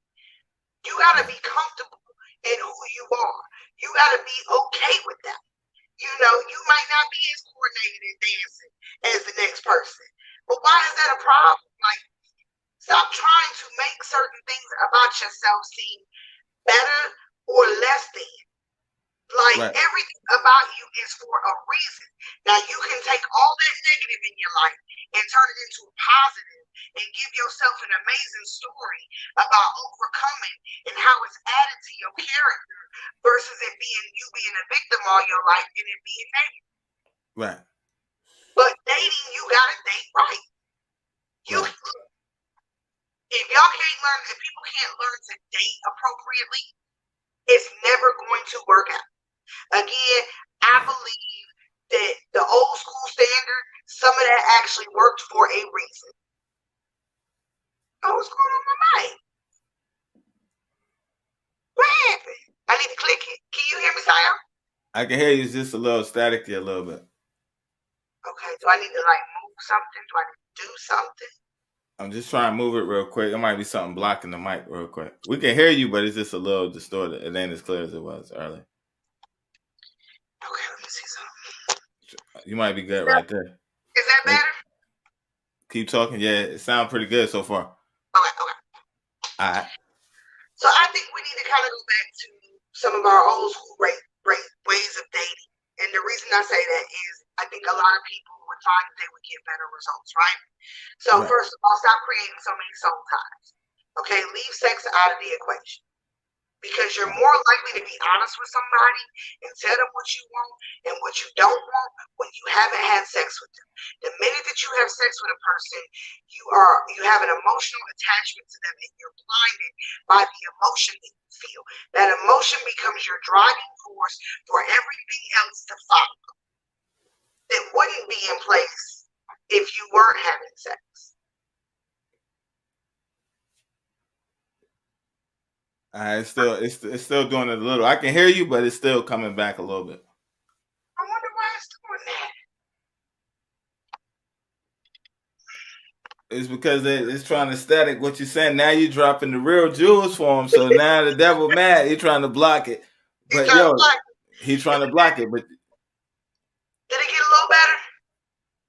Hold on, let me see. He wrote something. Hold on, let me see what he wrote. Okay, let me fix it. All right. Let me see if I can fix this.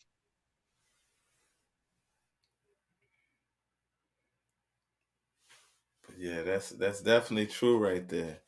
A lot of people make them mistakes.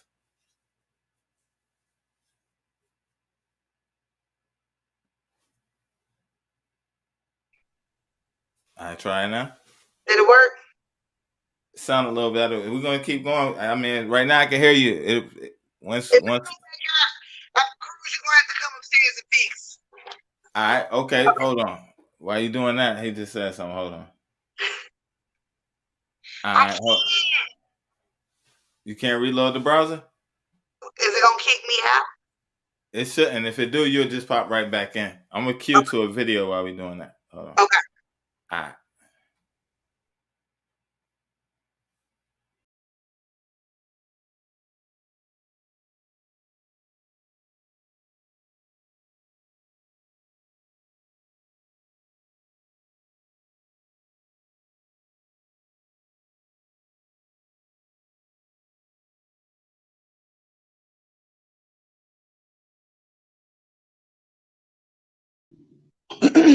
All right. I think you're good now. Am I better? Yeah, you're real good now. Yeah. Okay. That's what it was. Yeah. All right. So no, I said we really need to go back to the old school way of dating. Right. And we need to go ahead and stop creating soul ties. Okay. Right. The reason being is once you have sex with a person, okay. Once you have sex with a person, you're now dealing in your emotional realm. Right. So you're driven by your emotional impulses. The way somebody makes you feel becomes the golden rule. You want how they make you feel, but you don't know nothing about this person. Wow. So now as you start learning about a person, you don't like what you see. And that's why I said self-identity is so important. Know who you are, know what you want, know what your standards are. Your standards are non-negotiable. If somebody look good and they don't fit the bill, they just don't fit the bill. Be okay with it. Right. You know, and you really got to know, for me, everything falls in line with my spirituality with God. Right. You know, that's important for me. I feel that if I do things the way he wants me to do them, then I'm going to be right. Right. You know, he ain't gonna lead nobody in my life that he don't want to be. Right. But for those that don't choose to take that route, you know, you need to still be secure in who you are and what you want. Know where you see yourself in 10 years. They don't even ask those questions no more when you dating. Where you see yourself in 2 years? Where do you see yourself in 5 years? What's your 10-year goal? You know? Right. Where do they see their finances going? Do they want to live in the country? Do they want to live in the city? That could be something just as big as that can change the dynamic of a relationship. It says a lot about two people. They like the city. They like city life. Somebody in the country might like the garden. That person may not even want to put their hands in no dirt. Like, it's simple stuff, but it adds up. So if you can really demonstrate some self-control about yourself, and really start looking at yourself before you go back out there and start dating, really try to run through your past 3-4 relationships. You know what I'm saying? Run through those things. And you know, really think about where your self-improvement was at. You know, what are some of the things that went wrong in those relationships? What did they do? And what did you do? Now, where can you self-improve? And what did you like about those relationships? Right. Because now you have somewhat of an idea of the things that you do want out of that relationship. What are some other things that you want? And yes, you got to let men court you. Women got to stop allowing themselves to try to be men. You got to let a man be a man. Right. A man doesn't want to be in a relationship with another man unless, you know, he's gay. Right. Men want to lead. That is, and people can get upset with me when I say this, but men want to lead.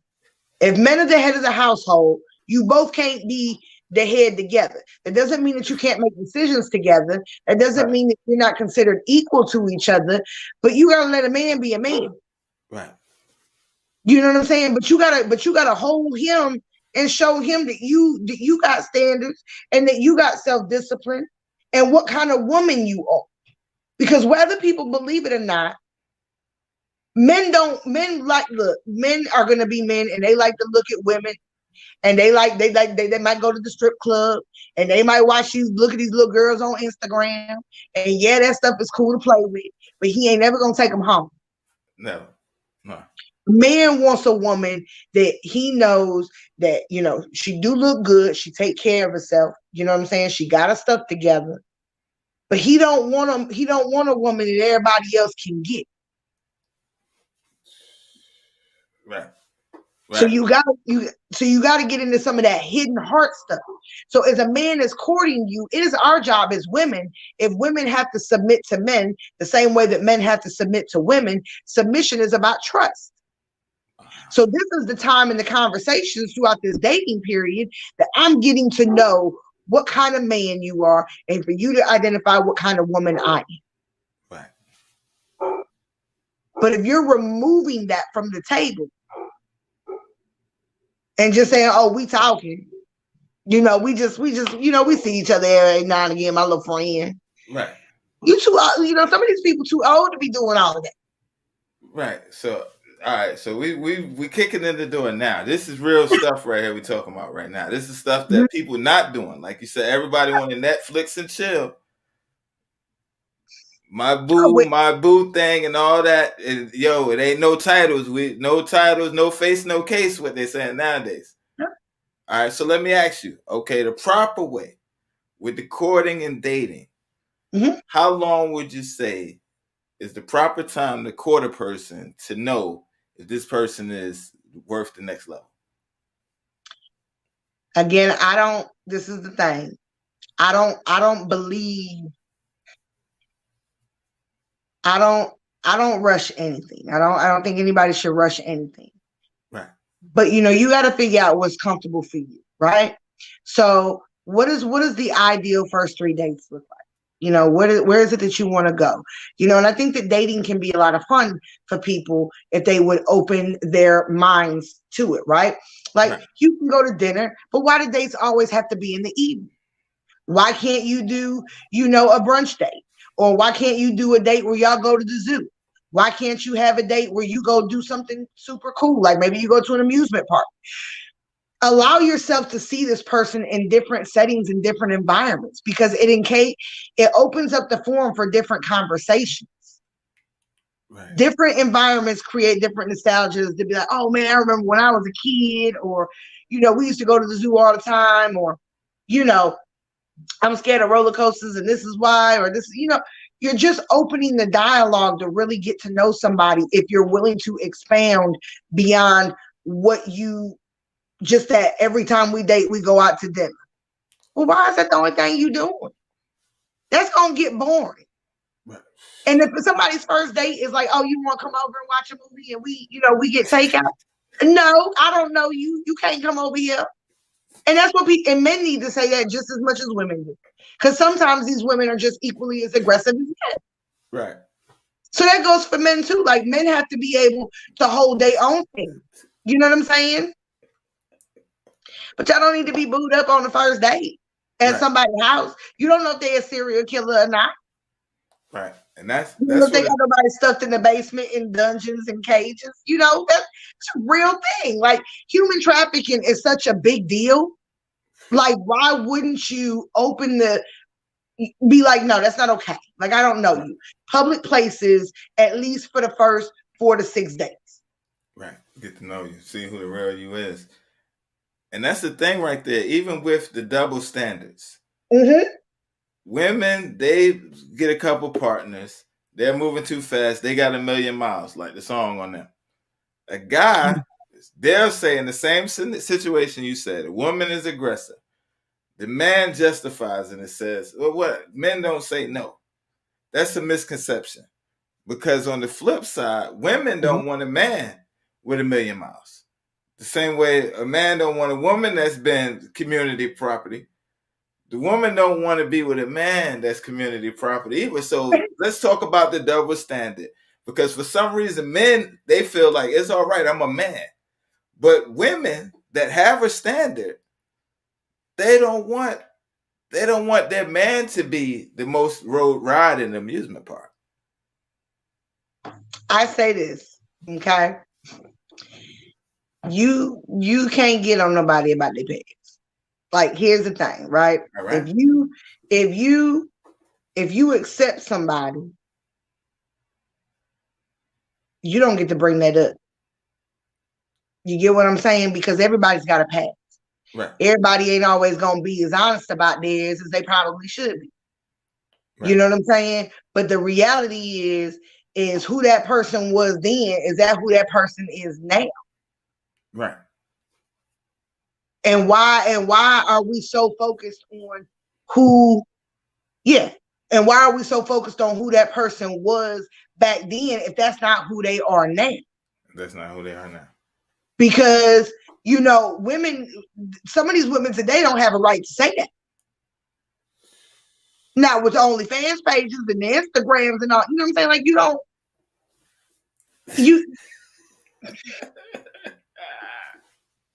look. If we keep it real, yo, it's love. We give it love. We keep it real. There was this girl. She did an interview, and I watched it, and it was a couple years ago. It was on YouTube. It was about 3 or 4 years ago. She was an ex-porn star, and she was famous or whatever. And she talked a lot about the industry, but she talked about, her salvation and getting saved and what led her out of the industry. Right. And she talked about, now at the point she was married, but she talked about how much slack she did get in the dating and, going out there and trying to date. Right, because of that. Being so recognizable.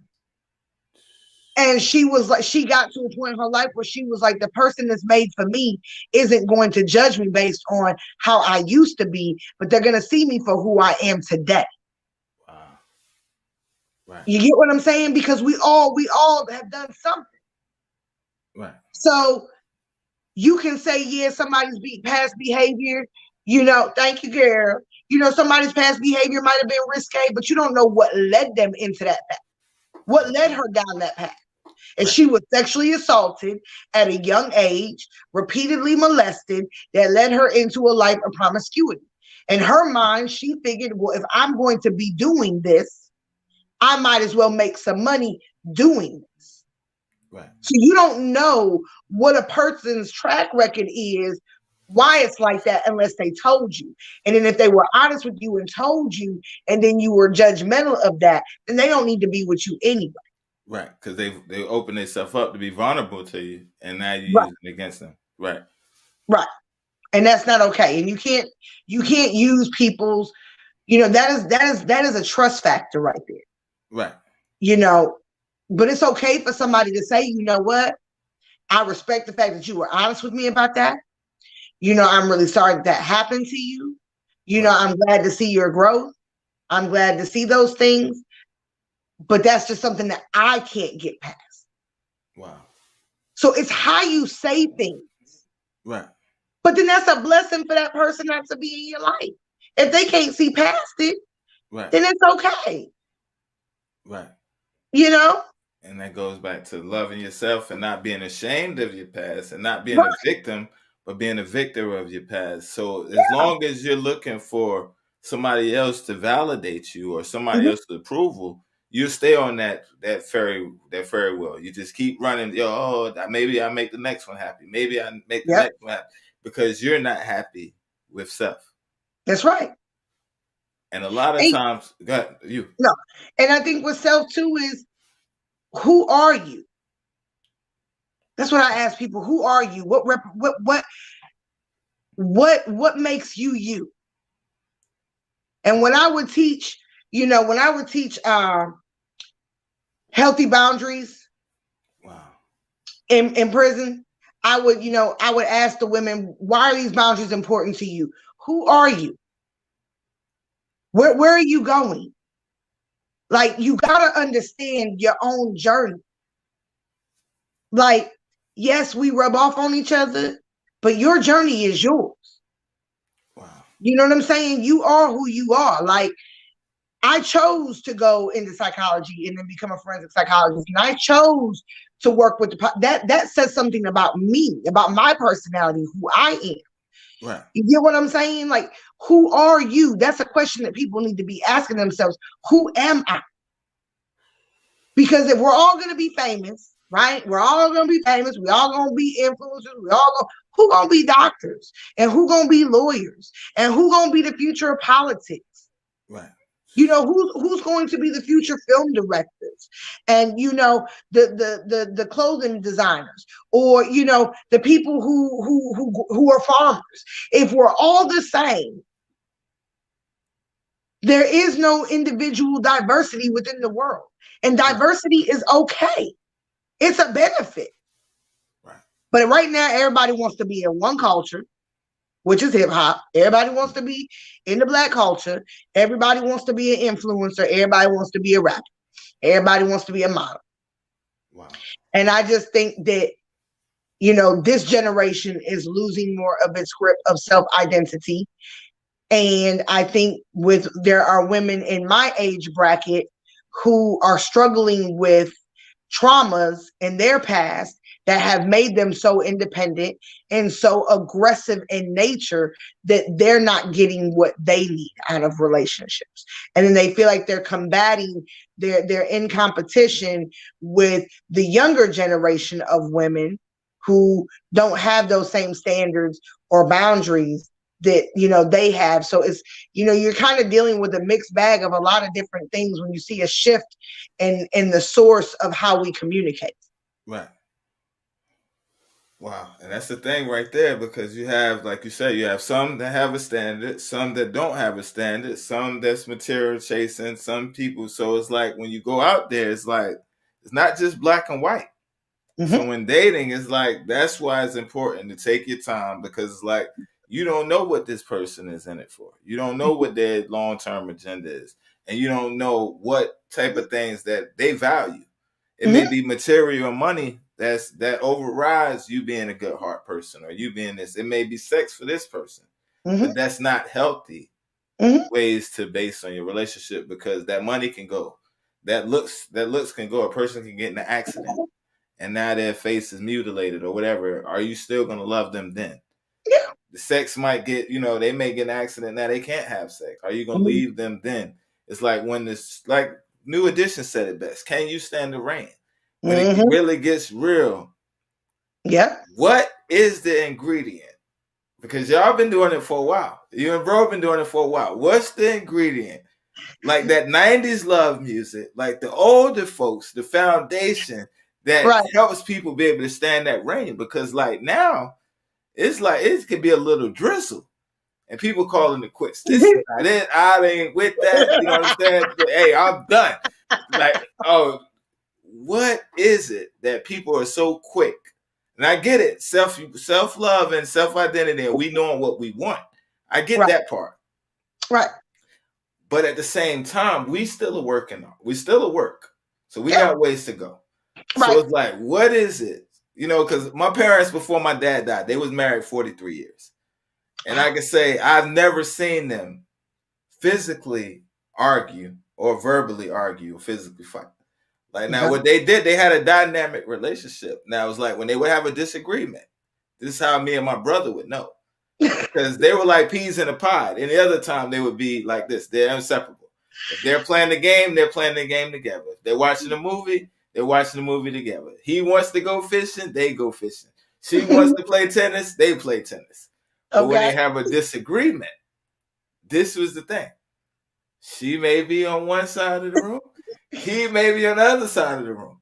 But they didn't play that. I'm about to go out. I'm going with the boys. I'm mad. I'm going to just leave. They disagreed. They agreed to disagree. Yeah. You stay over there. We stay over there. So as we got older, it was kind of like he wasn't in the doghouse, but we would look at Pops like, yo, we know Mom kind of upset if he's over there by himself. Right. So what's that ingredient in love and healthy relationships that can help people stand the rain, stand the adversity, stand the trials? And I'm not talking about abuse. Right. Because life in itself can weigh on a relationship. Yeah. How do you hold it together then? You're being healthy, she's being healthy, but now outsource things now start coming in. It could be death in the family, it could be a strain on the money, could be stress, anything to try to tear y'all apart. Besides God, what's the thing that's gonna hold y'all together? You know what my secret is? This is my secret. I can't say it's gonna work for everybody else. Right. Cruz is my best friend. Through and through and through and through. Like, there's not nothing in the world that he don't know about me. Like, he know me through and through. I have not their secret. I didn't come into this relationship with secrets. You know, I exposed everything over time as it's supposed to. As some things are time sensitive. Right. You know, you can't dump it all on somebody at once. But because he is my best friend, me and him have the ability to cut up like nothing else. And we laugh all day long. Like, it ain't nothing that we just be cutting up. And that friendship and that laughter, that ability to be seen by each other, it's those moments of that kind of vulnerability that let me know that no matter what we go through, we have this to fall on. Right. And we and that, and you know, and our relationship has been tested.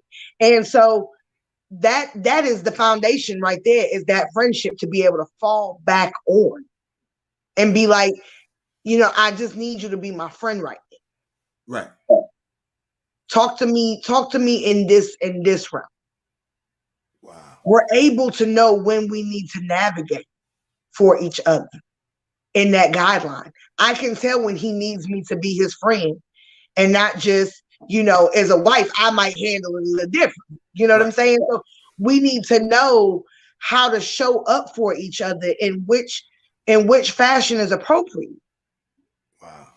Sometimes when we're going through things, I like to say this. When we were broke and we was in that 2-bedroom apartment when we first started out here, we had the best time. I swear, I told myself all the times we had been broke in our lives, it had been some of the best times of our lives. Like it had literally been some of the best times of our lives. Right. But as we've gotten older and we've started to accumulate different levels of responsibility and different things that are going on in our lives, you start to see how the relationship gets its different tests here and there. You add new elements here. You got new elements there. You're going to see your relationship go through some changes. And it's about being able to communicate that. Right. Because he's not a mind reader and neither am I. So I need to let you know what I'm feeling. I'm scared. Right. If you're scared about something, you need to be able to say, you know what, I'm scared. This is scary. How are we going to do this? How are we going to make this happen? How's this going to work? You got to be able to be honest in those things when that drizzle. Right. Because you're going to find out whether or not you guys are going to be able to make it. And if you can't, look, your parents, 40 some odd years, that's amazing. Right. Because I'm going to tell you what, you don't get there without going through something.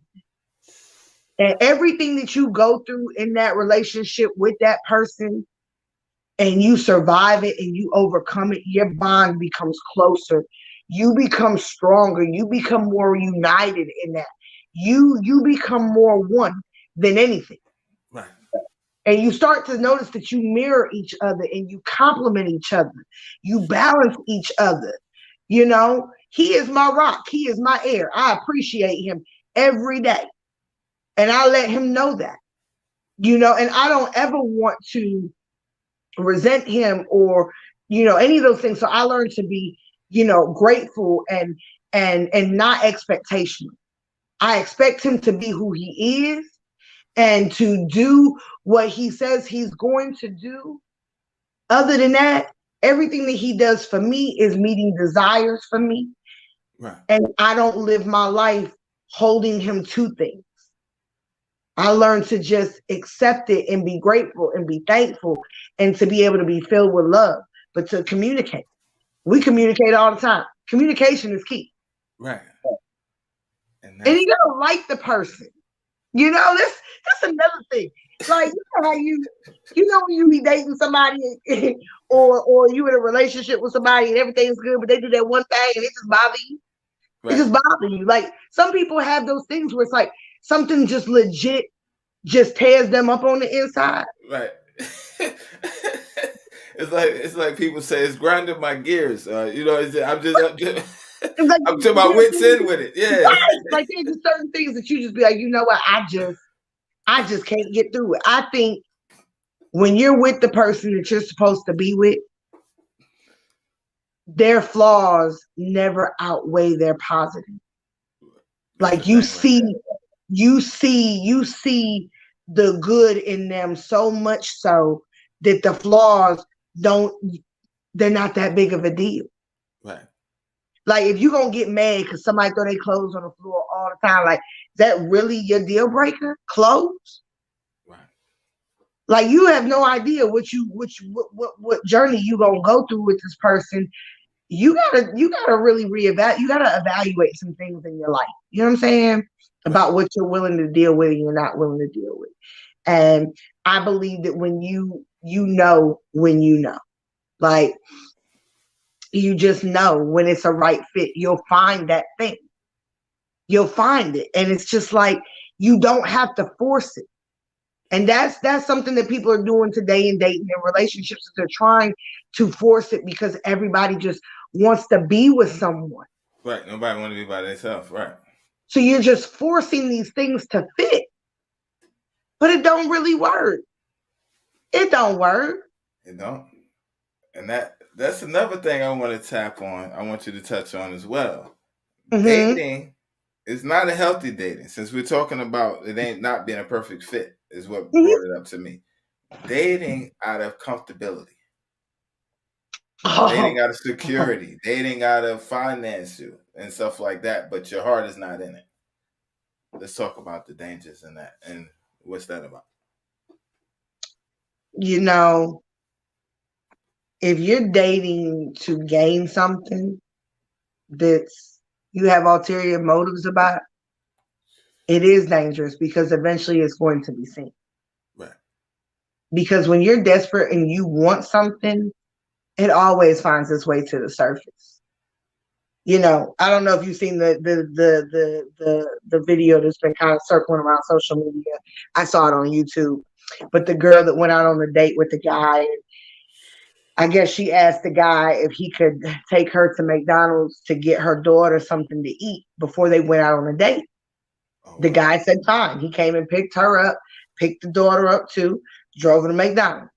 She had the nerve to ask the man if he would pay for her daughter's Happy Meal. Now the video's funny. Right. But her thought process is what threw me through the loop, because she was like, I don't need to date you if you can't buy my daughter a Happy Meal. Da, da, da, da, da, da, da. And I'm like, I'm getting, right. You guys are early on. Like you're going out on a date. Right. You asked the man if he could run you to go get your daughter something to eat before you went out. That is your responsibility. This man has not obligated himself to you or to your child yet. He's trying to get to know you. But right. The fact that you would judge or treat that man any kind of way because he didn't buy your daughter a $4 Happy Meal says a lot about you as a woman and what you think your expectation is going to be.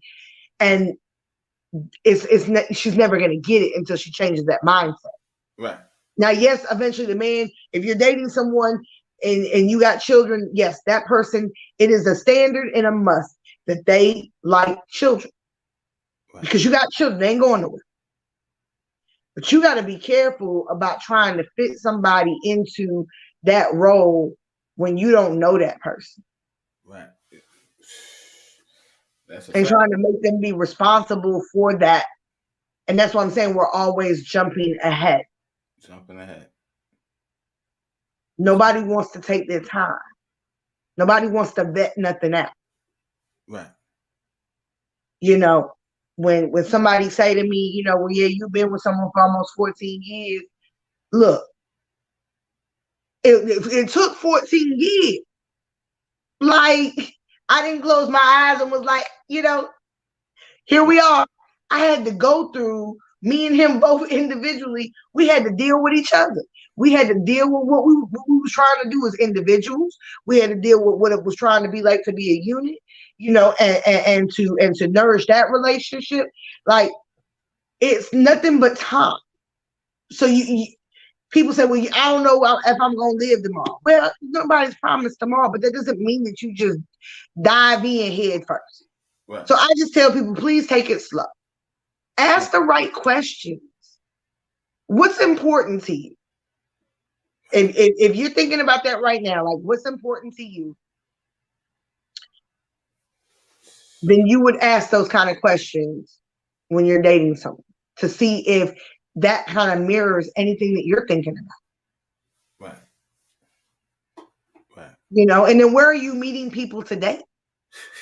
I plead the fifth. I don't know where they meet people at. I'm gonna plead the fifth. Because you gonna plead. if you go into the bar, you go into the club, you go into the stripper club, I'm gonna need you to go ahead and get your life together.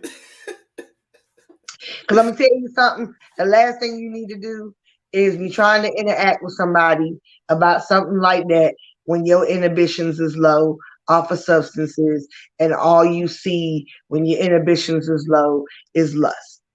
Right. Whoa. That's real right there. That's real. So you already are going into it with a cloud of judgment, and you're going into it with your motives all misconstrued. And I'm not saying that people don't want to do that. I get it. That's a part of relationships and all that wonderful stuff. But you need to really go in with a healthy motive about why you're dating and why you want to be in a relationship. You need to have a healthy, clear-cut idea of what you want, who you are, what you need, and what you're willing to give. Right. Because if you think you're going into this only on the receiving end, then. But when people show you who they are, you gotta believe them. Believe them. Believe them. And I know we've been talking a lot about trying to date and getting to those things, but I just want to touch on right quick. Get out of relationships that are dragging you down. We'll talk about it. Hey, everybody be mad. You go on Facebook and see it every day. Somebody's mad with somebody. But stop doing that too. Stop telling everybody your business. I just want to throw that out there because everything that go on in your life is not everybody's business. You give everybody you tell everybody your business, everybody gonna have an opinion. Now, I'm a firm believer that there are a few people in your life that you should be able to communicate with about things that are going on in your life. That is your circle. That is your right. But when you take stuff to social media to tell everybody in the world about what's going on in your relationship, shut it down. Right. Shut it down. Because really what you're doing is you're going on there for validation about what it is that happened, for somebody to tell you that you ain't crazy and they wasn't even there for the whole situation. It's always two sides to every story, and can't nobody just take yours when they don't know what else happened. Right. Now that's a fact right there. And a lot of times people make that mistake. They go to social media with all their business and be too personal. And then people don't want you to have a relationship. Some of them people want you out of that relationship. Some people don't want y'all to be together. Some people don't want you to be happy. Some people want to sabotage what it is that you got going on. Right. So some people, single friends will do something. I'm not saying all single friends, but there are some single friends out there that will set you up and do not want the best for you because they ain't got nothing going on. Nah, I feel you on that. Company. Let me ask you a question then. Okay, so speaking of social media and stuff like that, all right, you're building a foundation. Y'all doing your courtship. Y'all serious, all right? Or you're dating, you're connecting. Hopefully they're doing the courtship. We're together. We're gonna be together. Okay. How solid should you be with this person before you go publicly social media? Okay, my question is, why does social media even matter? That's how people are nowadays. Like every 3 months. But does social media, in the world of social media, knowing that you're in a relationship, make the relationship any more real? No, it doesn't. No, it doesn't. So that there has to. My thing is that what is the motive behind it? All right. So let me. Okay. I'm sorry. So let me reword it. So the woman is coming to the man. Okay. We need to put this. Why don't you post it on your relationship? We're together. But it's 3 months in. How long after? Where she's looking at now, y'all in the early stages, she's saying, so when are you gonna put it? You're in a relationship status with me on Facebook and stuff like that. Or what if it's the man pressuring the woman? So when you gonna tell the world you're single? I mean, you're in a relationship. You're not single anymore. Is that a red flag to you? It is. Right. It is, because I'm a firm believer that's something that y'all should have been and talked about. Like, does that matter to you? Right. Like, and if it doesn't matter to you, why is the other person pressed about it? Because that becomes a them issue and not a y'all issue. Validation. And some people feel like social media is the way that, people be popping up in their DMs. This is my thing. If you don't trust me to be able to not respond or not engage in behavior that's inappropriate, if I'm in a relationship, without that, you think that if I put that up there, that's gonna stop something. Right. Like you gotta get into the mindset of why it matters. Why does it matter? Right. Because it's only social media. What about the people in your everyday life that you really do got to interact with on a day-to-day basis? They know. See, and that's another thing. When it comes to stuff like that, like I said, we're not communicating, right? So you get people that have been together 5, 6, 7, 8, 9 years, and they ain't married. You talking about he don't want to get married. Well, did you tell him that you wanted to get married when you was dating him? You didn't say nothing. You thought that he was just going to be like, one day he was going to pop up and ask you to marry him. He may have never wanted to get married. And that's usually, you'll see that happen. Well, she know I don't want to get married. Now I ain't never going to get married. I'll be with her till the day we die. But it's something about marriage. But it could be for him that his parents weren't married, or maybe his parents divorced, or maybe he saw something that really, has changed how he views marriage. I've heard people say marriage is like a commitment that is just, if I do it, I so want to do it right. You know what I'm saying? Yeah, I don't want to play with it, right? Your timeline and his timeline ain't always gonna be the same timeline. For women, maybe 2, 3 years is cool. But again, if you talked about it, instead of assuming, you wouldn't be 9 years into a relationship without being married. You see what I'm saying? So we're not doing the communicating. We're not holding our standards in place. We're not doing the things that we should have healthily done in order to put us in the realm to set us up for success. Now, my point with that is, after every relationship, you should learn something. It doesn't work out. Constantly, it's time for you to reevaluate some things in your life about yourself, about what you want, where you're going, what you need. So that way, and take some time to heal. And then, when you're ready, jump back out there. Or really assess, like I said, where you picking people up at. The only people that care about social media, to me, in relationships, is the people that are surface level. Wow. Because I don't need social media, or no one on social media, to validate whether or not I got a healthy relationship with my husband. Right. People just want to know if you married or in a relationship because they know. But if you put all your piece of information on the world on social media, then they gonna be all in your business. Right. Right. See, I don't get on social media like that. I'm just gonna be honest. I'm working on I'm working on a project, to be able to bring this kind of thing, full-fledged to people. Right. But social media and me displaying, all of my, I've been there and I've done that before. Right, dangerous. That's dangerous too. It's dangerous, and not only that, when you go back and you flip-flopping and you doing this, that, and other people looking at you like you crazy. Right. Now everybody got an opinion, and you upset that they got an opinion, but you didn't let them have an opinion. Let them have an opinion. You don't want people to have an opinion. Don't give them the opportunity to have something to say. Is my point. Right. No, that's a powerful thing right there. Don't give them the power. It's kind of like making a post, and then it's like, what's on your mind? You put it out there. Now people start chiming in. Now you get offended because y'all trying to be in my business. We wouldn't know what's going on if you didn't put it on the page. But like you said, social media and the validation, that also comes from a place of being damaged. It's like you have to be validated all the time, where it's like you're not comfortable in knowing this, me and you together, that's not enough. Then what am I lacking inside of me that I feel like social media is going to fill a void? So, and I think social media fills voids because people don't have to be honest. That's a fact. Yeah. And it can destroy a relationship, because social media is a double-edged sword if you really think about it. He talking about, do we want to be famous? Buy some followers so we get no, I'm okay. I ain't for nobody to do nothing over here. Right. But I think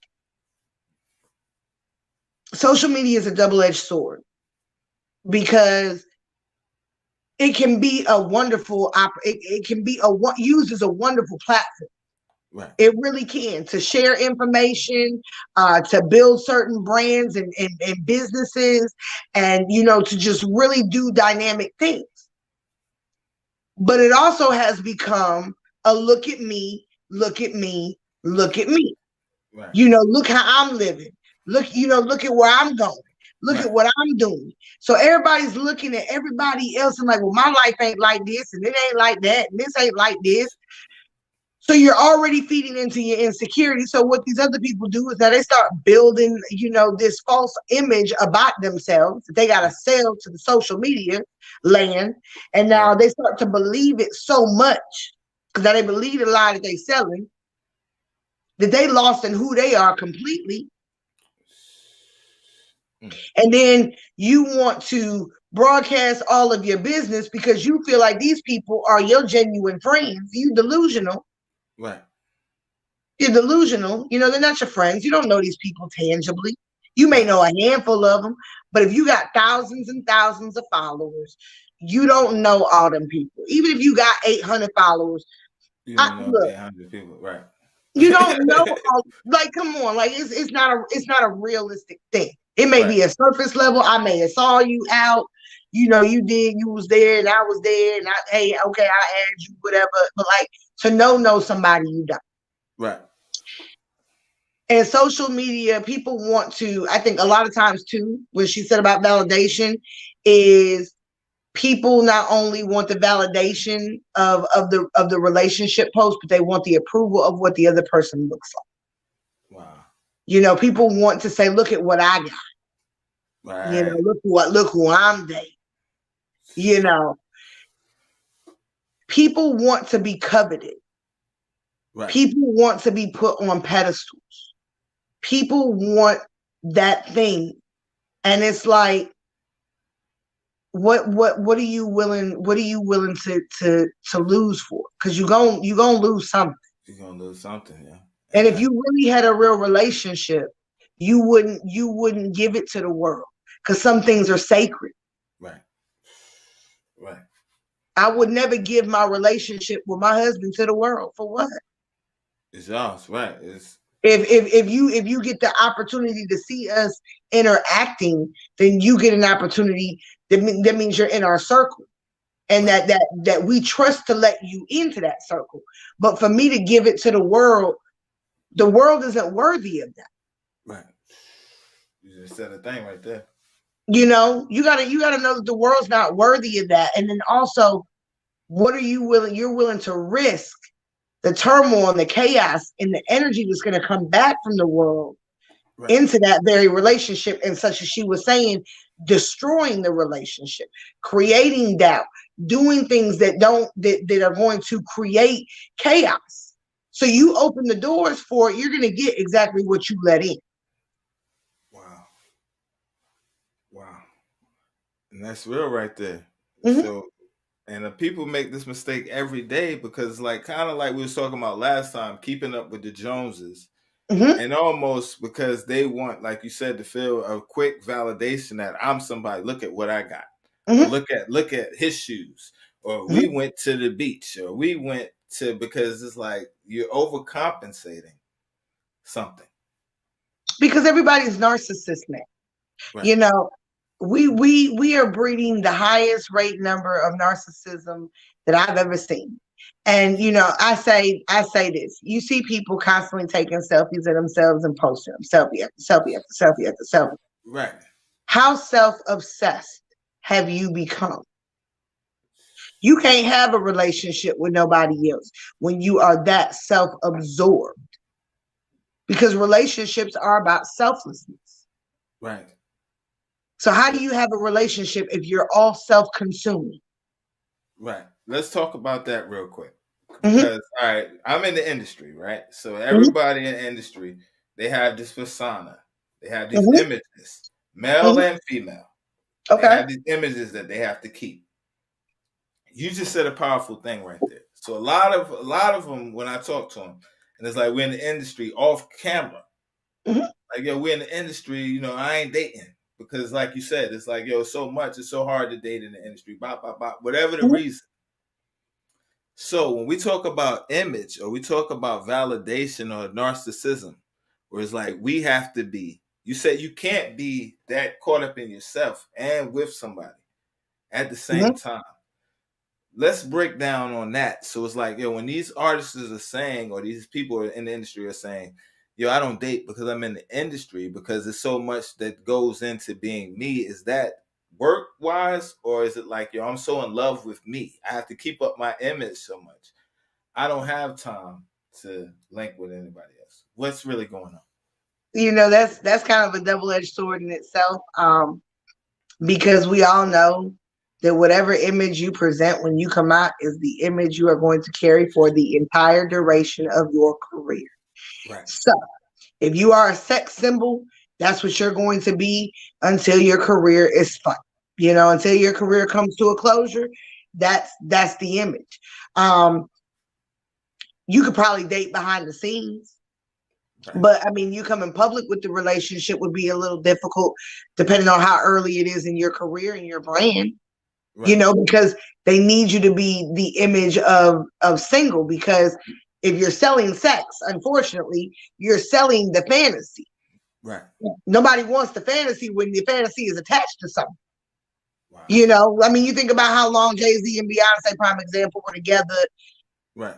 Everybody kind of knew it, but they didn't really know it because they hadn't really confirmed it. You know what I'm saying? And then when they did confirm it, they still keep that portrait very personal, other than what they want to show. I think now they show more because they're older and they're really more settled in their careers. Right. But you think early on how much they tried to separate that because of the image. So my thing is this. This is a question I would ask people who are in those kind of situations and building those kind of brands. Why do you want your image to be so much further than who you truly are? Because if you're selling a lie, right, how long do you hold that up till you become delusional, or the two become crisscrossed and you start to live what it is that you're promoting? And lose because yourself. those two can only stay separate for so long. And lose yourself because of who you're pretending to be, or this image that you're perpetuating. Right. And you lose versus reality. Actors. Actors are a little bit different because they play a lot of different roles. So it's a one job role. I was this character today, but they go home knowing that they actually just played a role. That's exactly what that was. Wow. But when you're in the industry and you're rapping, or you're doing music, that industry, that image is the career. Right. It's not a separate identity like acting. Right. Johnny Depp was Captain Jack Black, but he was also, Crybaby and Crybaby. You know what I'm saying? But then he went home and put his hat up, and when you see him in pictures, he just Johnny Depp doing whatever Johnny Depp do. Right. And that's the but thing. If you go out there and you see Future has to be exactly who Future say he gonna be. Bobby Shmurda, Kim Kardashian got to be Kim Kardashian all the time. Wow. That's her image. That's what she done sold. Like, right. You have to be the brand that you've created, and people don't just want that on set. They want that off of the record too. When you come out in public, I want you to be exactly who you was on the record, because that's what you promoted. Right, that's how you said you was. Yeah. So if you came in with a backflip, I want you to backflip every time you come in the room. Every time you come in the room. So my question is, if that's the thing I don't like about music today, is music doesn't perpetuate anything real as much as it used to, at least mainstream music. I think that, there are a lot of women that are extremely talented, but they choose to make the sexual aspect more of a brand to their music than their actual music letting it speak for itself. Right. And that's something that's going to ride with you. And because you're selling sex and you're selling the image, that shelf life doesn't last long, because it's only going to last as long as the beauty lasts attached to it. So once your shelf life with that ends, this was the duration of your career. That's what you're going to be remembered for. I mean, hell, we look at Lil' Kim and what she done did to her body, and she ain't been in the industry in how long? I mean, she still does a little whatever behind the scenes, but look at what she's still working on herself, transforming to whatever. I don't know what she is now. She done took herself so far gone, but she still promotes that same image when you see her at events and things like that. She's still trying to promote Lil' Kim. Wow. And that's the thing, getting stuck in that. And it's hard to grow. It's hard to change. And a lot of times it's just like social media in a sense. So it's like, so when you're in the industry and on social media, it's almost like a double-edged sword. It's like you got social media you're fighting against. You got the industry that you're fighting against. But the key thing that you said is being true to yourself. So you have some people that don't mind sharing their vulnerabilities. You don't have some people that don't mind, yo, this is who I am.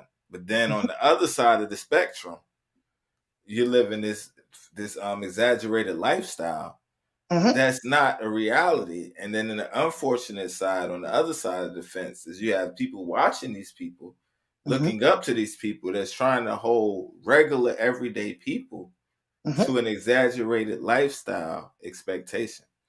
It's never going to happen. What is it? Life imitating art? Life imitating art. You know what I'm saying? Like it's gotten out of control. So when you see those things, you know, you got to think about how that's going to change a person's standards and boundaries and you know what their perceptions are on dating. You know, I guess it's not a one size fits one size fits all for every person, depending on what it is that, or multifaceted of what you got going on in your life. But this is my biggest thing. I think that people should be themselves all the time. I don't think that there's any reason to ever be anybody else. I think that you should stay true to yourself, stay true to your story, stay true to your growth, and people will appreciate that because it's authentic. We live in a world today where we lack so much authenticity that people aren't real with themselves anymore. They're not real with anybody else. So I think when people are authentic, it's like a breath of fresh air. And I think we need more of that. And I think relationships would thrive more if people would be, more authenticated. Yes. And prayers do go up to DMX. I know he overdosed today. He's in critical condition. Yeah, definitely praying for the dog. I say that's another brother that's, we talk about the music industry, that's another industry that has his journey in that has led to a lot of things, a lot of mental issues. He's been paranoid about some stuff. We know that, he's a substance abuser. I don't think the industry is the direct cause. I do think that it's a lot of stressors that contributed to that. I think there's a lot of trauma in areas in his life that he was battling before he went in. And I think the industry exploited some of that. Right. And that's what I was going to say is like, I seen in Tupac's movie, his mother told him they give you exactly what you want to destroy yourself. Oh, yeah. So with DMX, it's kind of like, on one hand, it's like he's complex. It's like he's one of those stories where it's like bittersweet, like Marvin Gaye and the certain singers is like when you hear their story, it's like they brought the world great music, they did great things, but it's like the suffering they were going through, the drug abuse they were going through, the depression they were going through that you never seen. It was through their pain they made these great works. But the thing with DMX is like even in the midst of his struggles, he always, gave God glory, and he always was transparent about what he was going through. And it's like, so his fight, it seemed like the more he take 5 steps, it seemed like situations would push him back 10. He get back 10, he go back 20.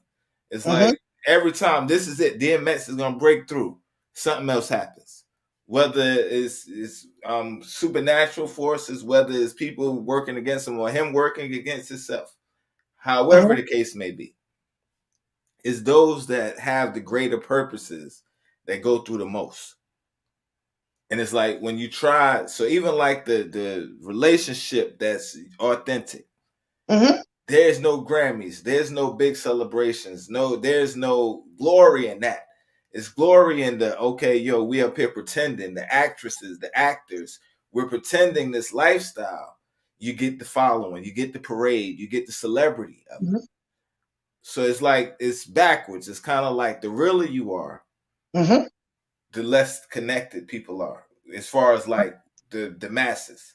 And it's Mm-hmm. like the more blown up out of proportion is, the more exaggerated it is. They glorify that. They cling to that. Mm-hmm. And it's like a programming that we know is like a programming or a mindset, because it's like, if we can keep you lower down here, you'll never reach your potential. Right. So with DMX, it's kind of like when you hear the story and you read the articles, it's like with everything that he went through. And it's like, Mm-hmm. the last couple of performances or things that I see, I still hear him mentioning God. One of the last videos I seen last week, Mm-hmm. he was saying that no matter what you go through, God will bring you out. It's only Amen. God that can bring you out. And if God don't bring you out, Mm-hmm. then it wasn't his will. But it's like he was saying, yo, I'ma go one day. I just seen a video this week. He was Okay. just in a live performance, and he said, one day I'm gonna go, but it'll be when the Lord's ready for me. It won't be by the streets. It won't be by this. It won't be by that. Mm-hmm. It'll be because God called me back. And Right. I'm looking and I'm like, yo, like DMX be spitting some real, but it's like then you see his humanity, his other Mm-hmm. side. You seeing this artist, but now you see the struggle. With the man comes the substance abuse. With the man comes the depression. With the man side comes Mm-hmm. the mentality. I mean, the mental issues going on. But as a public, why do we wait to situations like now? We see it out of control. Why is it when in the Black community we wait till it boom, it explodes, and now we're concerned when we see them sliding down the slope? Okay, rephrase the question from one more time. I was saying with Black people, why is it that we see somebody slipping, like they may be, going through some things? I would say Mm-hmm. we don't have massive people saying, "Yo, let's pray for this person. Let's intercede for them. Let's go check on such and such and such," because we know they're going through. Why is it once the car explodes, now everybody stops and now they have our attention? I don't think necessarily everybody stops. Especially like in these type of situations. Because we see it happening, but everybody's got their own stuff going on. We are a culture that does not know how to bind together unless it is tragic. Somebody gets killed by the police, we will band together in a heartbeat. Right. We want to right. It is. Some of that statement was bittersweet, but we only want to come together when it's injustice. Right. When it's something that we can all, that ain't right. If it's somebody else that's doing it to us, it's a problem. But we never want to call out on each other when we're doing it to ourselves. Right. We don't want to see each other healthy, but we don't want to let nobody else be accountable for destroying us. And that is a mentality that has to change within our culture. Right. We can't, we got to support and uplift and try to help direct as much of each other as we can to show that we support each other. But a lot of times we're a culture that's used to using one another. We're taught to abuse one another. We got colorism inside of our communities that we're still trying to deal with and fix, that I don't even understand. I think that we're all beautiful at all shades and all sizes, but music has perpetuated colorism from our own brothers. Right. You know what I'm saying? We have, Black women in the industry who have bleached their skin. So we're constantly perpetuating and sending a message that continues to perpetuate some of the things that go on within our culture that continue to tear us down. Right. Rappers, rap music, I get that. My husband always says music has to evolve. He says it's always got to evolve. Right. But we continue to perpetuate the violence in music. Right. Not saying that, we don't understand, what you're trying to say and rap and hip hop and all of that. But at what point do we stop preaching music that's going to continue to tear our communities apart instead of, preaching and putting music out that's actually going to build and bring us together. There's only a couple real conscious rappers that I'm aware. And Rhapsody, the black girl, I love her to death. I love her as a conscious rapper. I love her to death. Right. But it's like we have a couple, but we don't have enough that's really pushing the envelope and really, they're getting enough attention and, events being put together for stuff like that. We're not seeing that. So, that takes a culture of people who want to be in leadership positions within the culture that really, have the means to do it, as far as the drive. When I say the means, the drive. Right. And to really go about it and make it happen. Right. Not people like Dr. Umar Johnson that keep talking and ain't produce nothing. You know what I'm saying? Right. But we are in charge of our culture, and we need leaders to come out and to educate us and to, try to help us heal and bridge some of these gaps.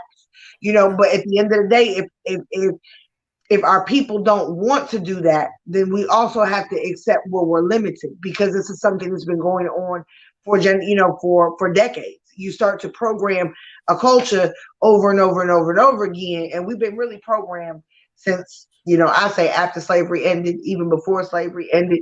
There's been a lot of generational programming, so media programming that you're dealing with. So I think that it just takes a bunch of people with the right compassion, the right resources, and the right motivation to really go ahead and try to redirect a culture as best as they can. But you're fighting now against the social media powers and the influence of that. So that's, something that you have to combat now that you wouldn't have had to combat back then.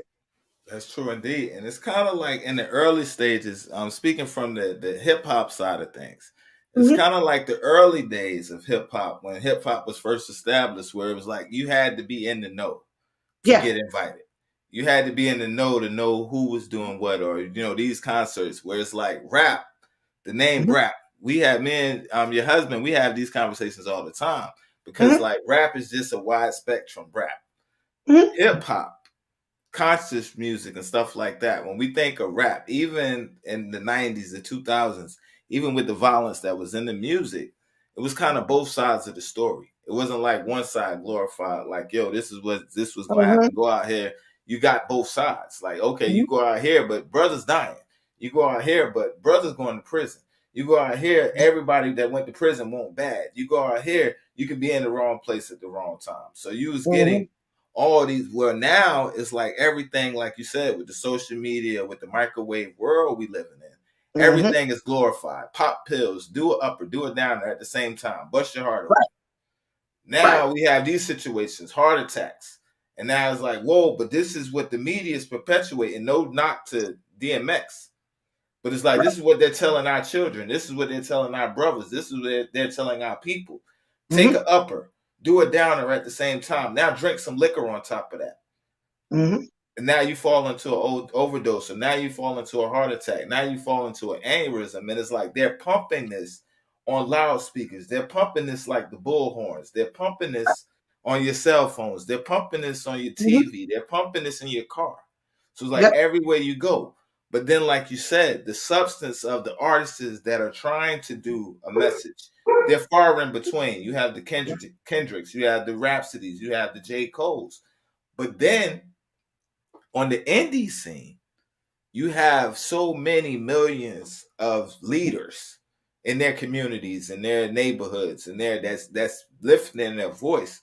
But unfortunately, in the world we live in, it's no stages for them. It's no platforms. It's no where they can get the exposure that they need. So that's why I took it back to the early days of hip hop. So it's like, it's little pockets. So it's like, you got these underground, you got these speakeasy, kind of how they used to do the poetry, where the lyricists are. But the mainstream rap now is a whole nother thing. That's the matrix. Where it's like, over here's the programming. So then hip hop as a whole takes the hit.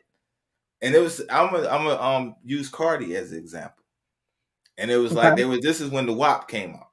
And everybody was coming at Cardi. And there's like 2 videos I seen with Cardi that made me respect Cardi even more.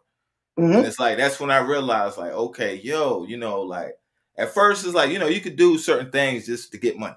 And it's like, that's what you on, you do that. But I may lose respect for you. But get your money. Get your money, because that's the world we live in. Get your money, get your money. That's what everybody's saying. But the way everybody's doing it, I don't have to agree with. Get your money, but I don't have to agree with the way you get your money. So Cardi B, she was doing a concert. This one particular first one I'm going to speak on. She was in front of it was like a bunch of college girls and high school women. And it was packed. And she was performing. As she's performing, she stopped the music. And she was like, yo, all y'all girls, y'all look at me like I'm a celebrity, that I'm somebody to look up to, this, that, and the third. She was like, yo, where y'all at in y'all life, you're at a crossroad where you can, make the right decision, make the wrong decisions. Long story short, the point of what she was saying was, I'm a celebrity, but I have to pay somebody to handle my money. I'm a celebrity, but I have to pay somebody to handle my schedule. I'm a celebrity. I have to pay people to keep me to do things that if I would have been disciplined or put the work in at y'all age, I would have been able to do myself. So she was like, don't look at the money.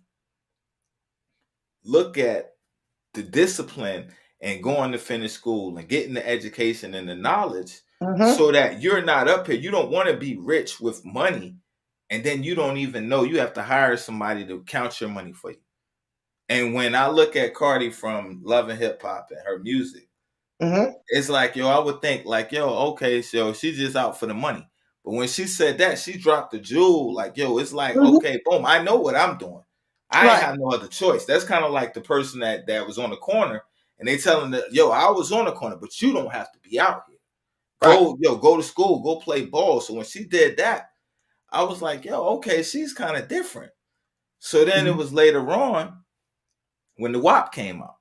And they tried to corner her in a corner, and it was like interview, and they were like coming at her. They were, you all you sex side, the sex. And she said a powerful thing. And she was like, okay, y'all coming at me right now. And it was not the black people. These were the reporters. These was the money people. Because this is when she was speaking out against Trump and all types of things. So she had some people that was coming against her. But it was like, okay, so y'all target me. She was like, my records go #1 every time. Doom, doom, doom. All these sales every time I drop.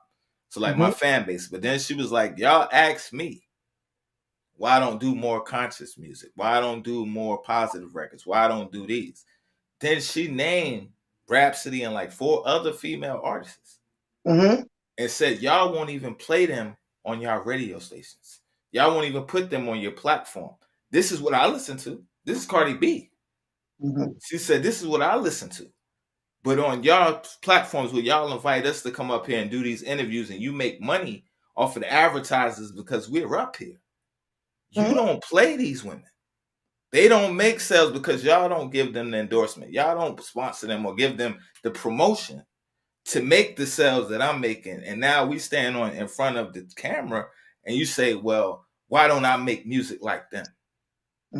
Why would I make music like them when they already make music like them? When are y'all going to play their music?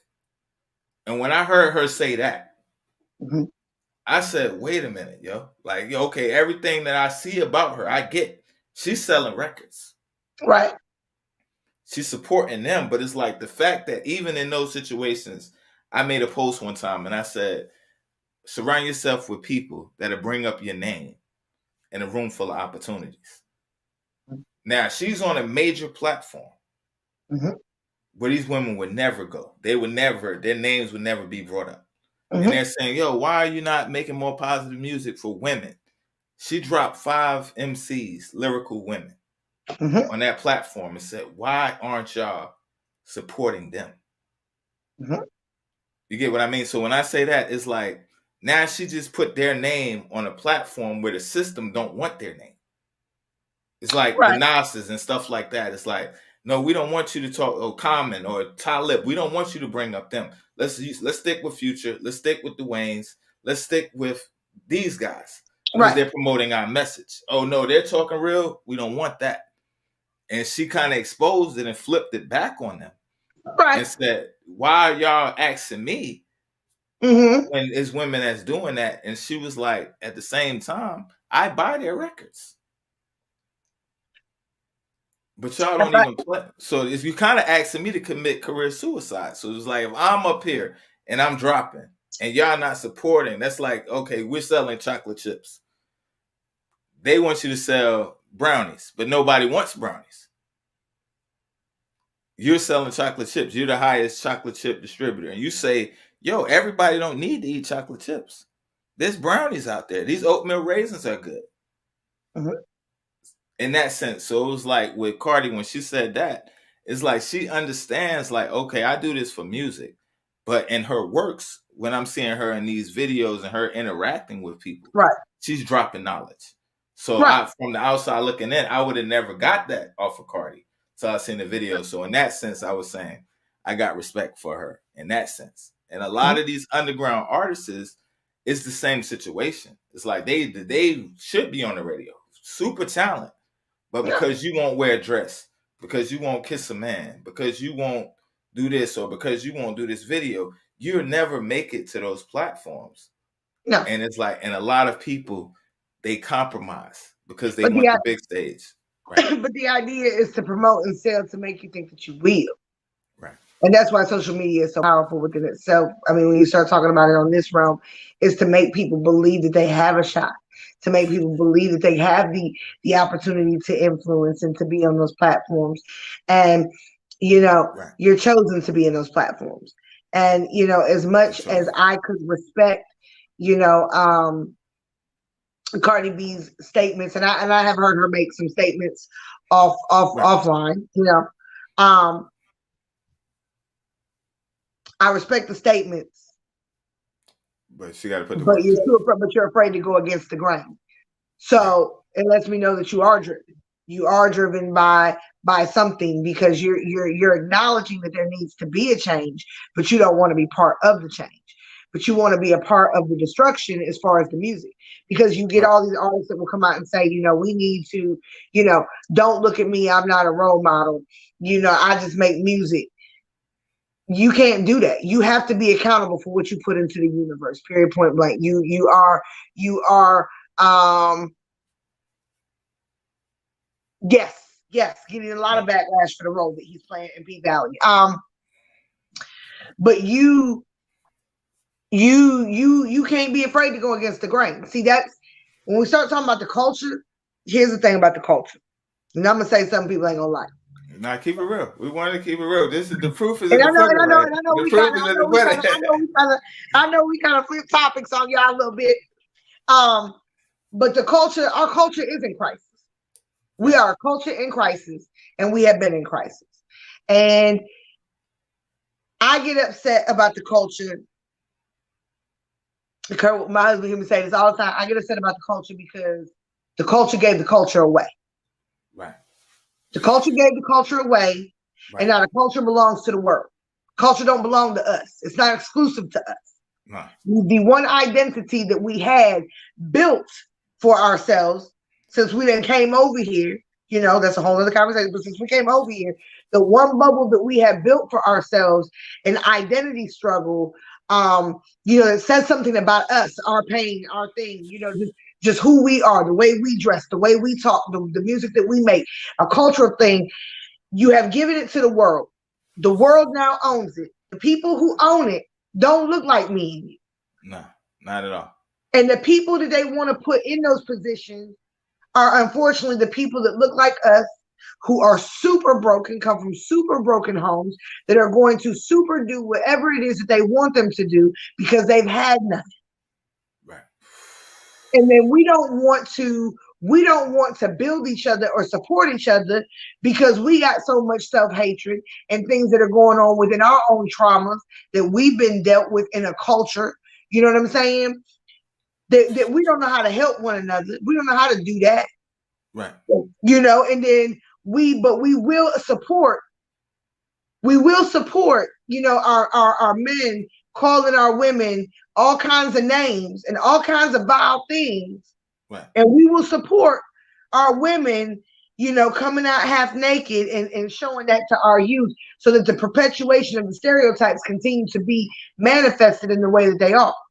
Right. So I think that we are a culture in crisis. And that we are running out of people who really have the best heart and intentions for our culture. We as the people decide what we make hot. Unfortunately, like my husband like to say, at this point, we may be too far gone in the game. That you may be too far gone in the game for you to be able to ever really make that kind of change and impact and influence. And a lot of that too, I believe, is spiritual within itself. But I say this, it's just like Sambo. They use Sambo to beat Uncle Tom. Uncle Tom wouldn't beat the other slaves. So they had Sambo beat him until Sambo eventually killed him. But they use other people that look just like you to Sambo you into the same mindset that you're already in, to keep you broken and to keep you thinking that you can achieve and reach. But you can't even be a part of a culture that you are naturally a part of.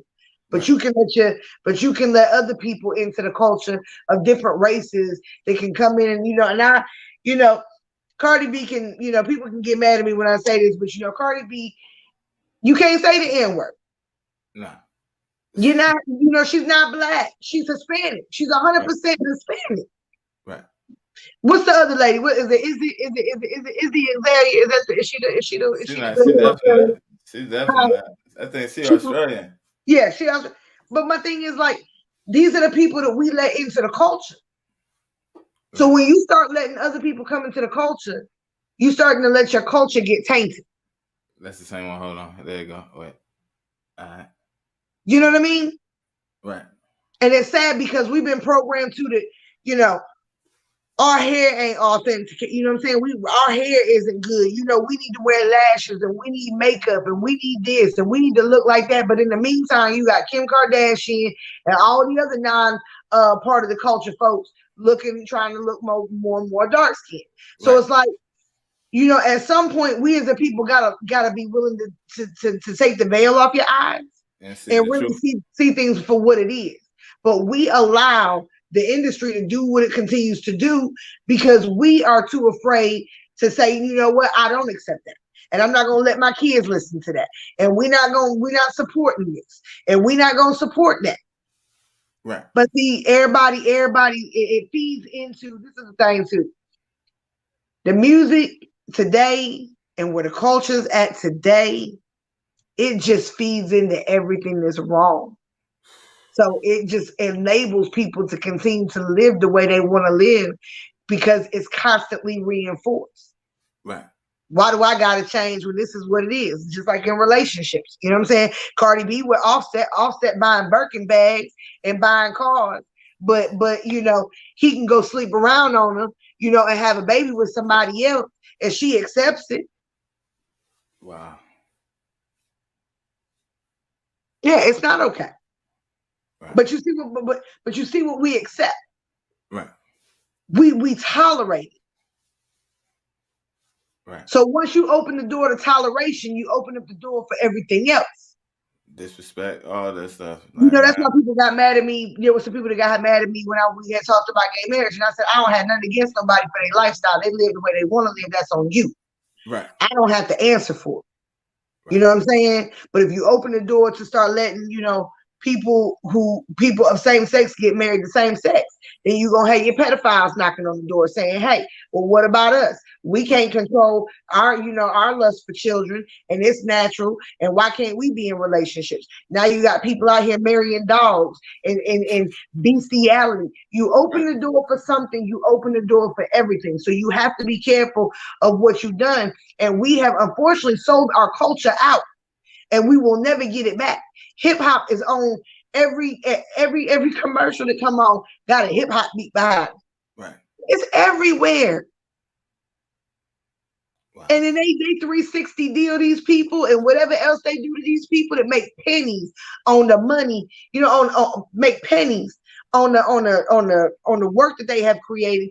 If some of them have even wrote it, because at this point, we're just gonna leave it alone. You couldn't be in rap if you couldn't write your own lyrics.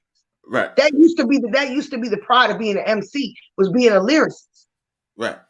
Now you got all these ghostwriters. And then you got the emo rappers. I don't even know what they be talking about. Juice WRLD. I know he passed, but you know that whole little dark thing. You know, you got Lil Nas X out here selling Satan shoes.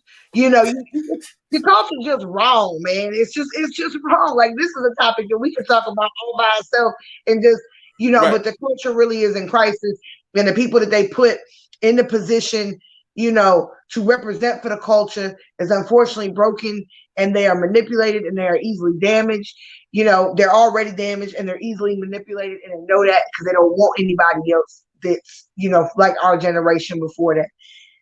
Wow.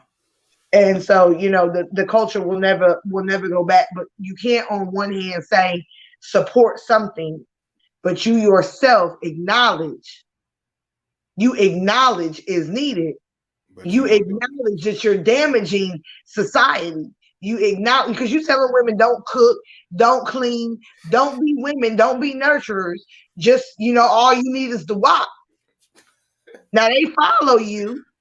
Right. But you can't be like, oh, but you know what we need. But I'm not going to do that because I'm going to lose this check. Can't have it both ways.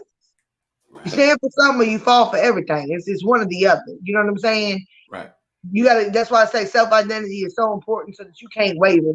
If you really got a good identity, you'll die for what you believe in. I believe that wholeheartedly. Like, you know, you ain't gonna waver for nothing. Right. And there gotta be some authenticity about you. That's the thing right there, authenticity, and then having a standard, because that's even like the flip side of that. I see a lot of times men that's like they may be low esteem, or they may be broken, they may be damaged, they may have a little bit of money. Now they target on females that's come from hard lives, or females that's in a hard spot. Now it's kind of like, I'm going to take care of everything. You don't have to pay nothing, but I'm going to treat you like hell. I'm not going to respect you. It's a difference in providing, but it's like these guys target on women that's in a jam spot. Let's talk about that real quick. I think it is the idea to control. Right. It's all about control. Wanting to feel in control and to feel like they have power. So for some odd reason, they haven't had power. So they need power. They need to have that control. So if I can control this, then, you know, everything works the way I want it to work. It's not a partnership. It just works the way I want it to work. So you have to be careful with that, because they're not really ready to be in a super vulnerable relationship. They're just willing to give you what you need, a little bit of what you need to get what they want, and to be able to control that dynamic. Right. You know, and there's a lot of that. There I believe that there is a lot of that too. And you see that primarily with younger girls who marry older men. Right. Not in all cases, but you do see that more primarily in women who date younger men. I mean, older men. Right. Younger women. But it is a power trip. Right. They know you want status. You're going to pay for that status. And I'm not saying, you know, that I don't think that people, you know, nobody's ever going to be 100% equal in a relationship when it comes to finances. Right. You know, you have that where somebody is always going to make more money than another person in some instances. So that may flip-flop back and forth. But relationships are about partnerships. It's about trust. Right. And, you know, we're such an untrusting, people are so untrusting because of past things that they have been through. But if they were actually doing the steps appropriately, like we said earlier, you wouldn't find yourself in those situations. Right. You know what I'm saying? And for women, you know, my thing is, you know, for men and women to continue to focus on their growth. Right. You know, continue to focus on your growth. If you want to get an education, get an education. You know, you got a business idea that you want to do, go ahead and do it. Like, being in a relationship does not mean conforming to the identity of the other person and making that person the center of your universe. Because when you make somebody else the center of your universe, everything revolves around that person, that you don't know how to breathe, move, navigate, or anything without that person, which means you have taken on the identity of the relationship. Right. That's not okay. A relationship should not be your identity. Right. Wow. It should be something that you may desire, but it should not be something that becomes your identity. Right. And that's what we see, and that's what you see a lot of when you see trauma relationships. Right. Of the codependency, maybe moving in together too soon. Making decisions like they would if they were a year in versus, making these decisions 2 months in, 3 months in. You see what I'm saying? Like, you gotta, to avoid traumatic relationships is to really vet a person. You'll hear people say, I've been with somebody for 8, 9 years and then something happened and I ain't even know.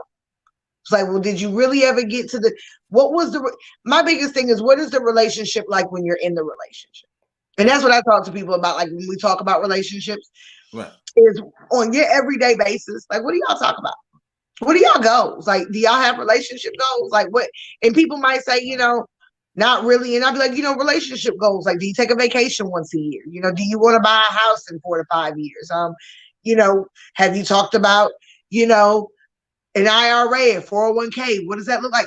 Relationship goals, long term. What is it going to take to sustain you? What is it that you're trying to do? You got some couples that say, man, when they retire, they selling their house and they just going to travel the whole world. That's their relationship goal.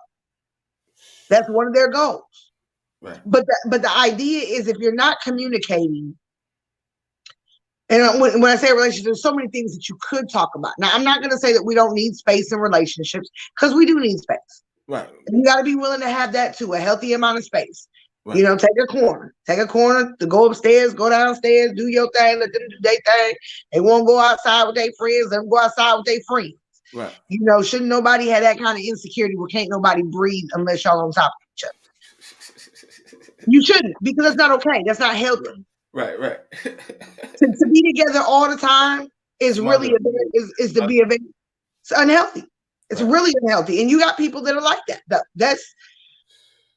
I love my husband. I love him to death. But all day, every day, he been and drove me crazy. Right. I've been and drove him crazy, one of the two. Right. And he'll let me know when he crazy, because he gonna take him a break. No, for real.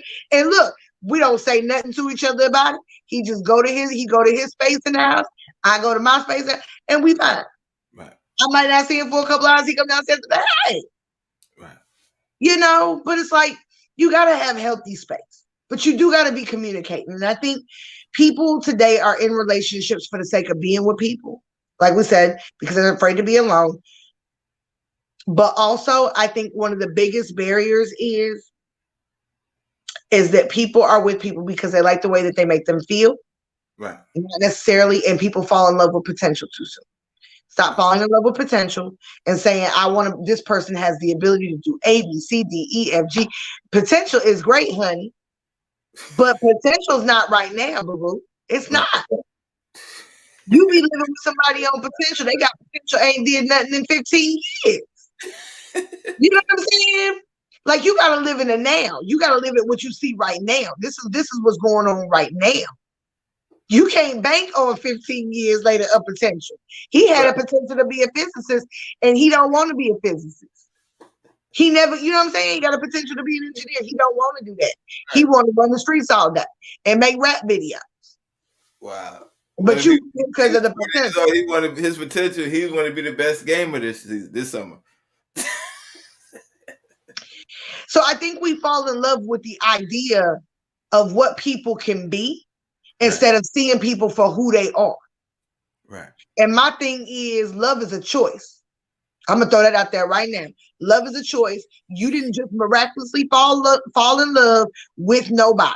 Okay. You opened yourself up to the possibility to feel those feelings. So now that you open the door for that, you've made the choice to love somebody. Because when you're in a relationship with someone and things aren't going that great and you're not that happy and maybe that it made you mad, you made the choice to love them that day anyway, even if you're angry. Wow. So we had this misconstrued idea that, it just happened. Right. It didn't just happen. I mean, they be lying to themselves. Scion, they be lying to themselves out here in the streets. Now I try to tell you. Out here in the street. That's what I was about to say. So what about the one that love you today and love this month? Next month status is I hate men for a month. Third month, I love my new boo. So it's been 6 I love yous in 7 months. What's So really going on? they're in love with the idea of being in love. Right. Infatuated with being in love. You love the idea of what love embodies and what it represents. But you really have a misconstrued idea of that. Because if you did, you wouldn't throw that word around loosely at all. Somebody tell me they love me too fast, it's a little bit of a scary thing right there. Right. Because I mean, really, when you think about it, it is. It is. You know, and I'm not going to sit there and say, you know, people don't necessarily feel that way, because somebody legit might feel that way, right? Right. That's it. They're searching. You know, somebody might say, I love you, and you be worried, right? Scared. And you be looking like, ooh, child. Yes. That's nice. You know, or you might say, you know what, that's nice and I appreciate that. You know, I have love for you too, but I don't love you in that context just yet. Or when you say you love me, in what context are we talking about? Because see, love is a funny kind of thing. And the reason I say that, I don't like when people say, like, if you're in a relationship and someone says, you know, I love that you're smart and that you're pretty. So if I wasn't pretty, you wouldn't love me. Wow. Like, when people can label what they love about you, it's conditional. I feel like this the condition as to why you love me, instead of it being like, you know, you're just a really dope being, and I love your energy, and I love being with you, and everything with you. Just, I can't even explain it. It just feels right. Like, right. The way it just all folds together is everything.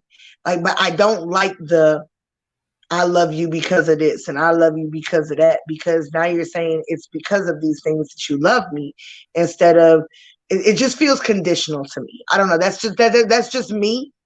It may not be for other people. That's my opinion. But I don't like conditional love, and I don't like love sounding like it is a condition. Right. Now that's definitely, love should be unconditional. And we're talking about relationships. We're talking about trauma. We're talking about the effects and the benefits of having communication, setting boundaries. We got a series going on. For those that's watching, we got a series that's going on trauma. Do you have the next topic in front of you in your hand by any chance? I don't. I thought maybe you might. No. We good. Yo, so we're talking about trauma today in relationships. So if there's anything that we may have missed, you want to tie it all together and give them the point, or how you want to? All right. Yeah. Okay. So what's most important is that you need to get your trauma resolved before you start entering into relationships. Right. Because your trauma will affect you in all facets of your life. Your ability to communicate, your ability to how you perception, and how you take information in is all altered and affected by trauma. And it's important to deal with that trauma so that way you can start working on a healthy slate of your self-identity. You know, and don't be afraid to experience yourself for yourself. You know, as an adult, try things, you know, do things, be adventurous, learn about what your own limitations are, who you are, what you like, what you don't like. Learn yourself and allow yourself to heal. You know, as you're learning yourself, allow yourself to heal from some things. And then when you start and you think that you're ready to start dating, have your standards out. Standards don't waver. We just want to bring that up again. They do not waver. A standard is something I must feel safe with that person. They must like children if you have children. You know, they must be honest with me. Standards is about meeting your needs. It's about the things that are important to you that don't waver, that don't change. Make sure that you understand how your communication is. Don't be afraid to ask people, like in your social circle, how do I communicate? Is there anything in my communication style that I could do different or I could do better? Right. Get some evaluation about yourself. That way, you're not being passive. You're not being passive aggressive. You're not being aggressive. You want to be a nice, firm, assertive communicator. Okay. You want to make sure that you can say what it is that you need, what you want.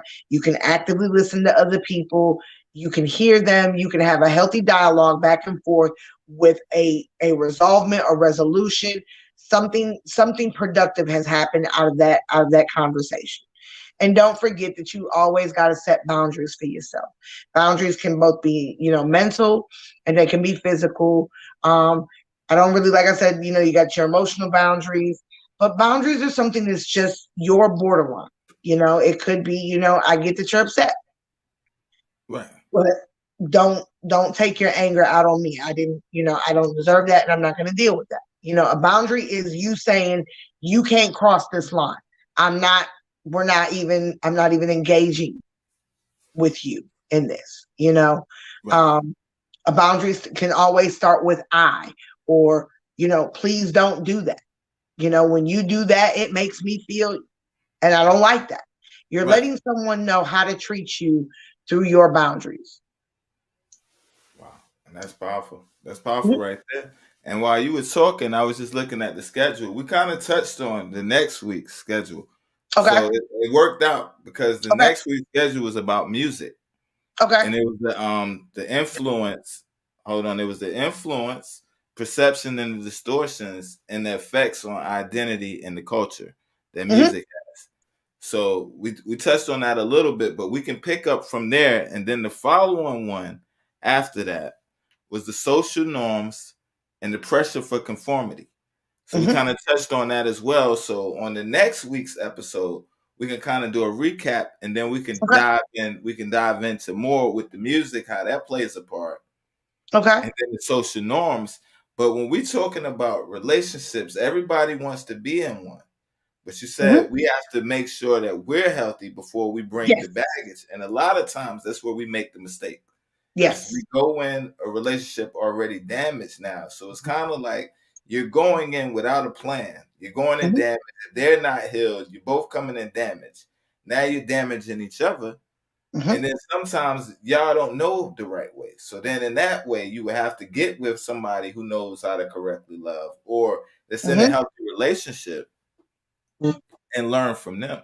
So the topic is so broad and so real and relative, because it's like it's no manual or blueprint that comes with dating.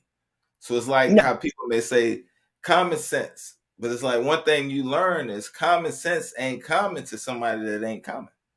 Or if they never was taught that way, that's just common to the people that think that way. So if you're a right-handed thinker, all the right-handed thinkers, that's common to them. But if this person is a left-hand thinker, you're strange. But we have this in our mind that, yo, you should already know that. I shouldn't have to tell you how to love me. I shouldn't have to. But really, you do. Because everybody, if I treat you like the right-hand thinker and you're a left-hand thinker, now I'm loving you improperly because I'm thinking this is what you like. Right. And people should really want to study their love language as well. Right. Their love language, learn your love language, understand what your love language is. So you be more aware of yourself. The 5 Love Language book is a great book.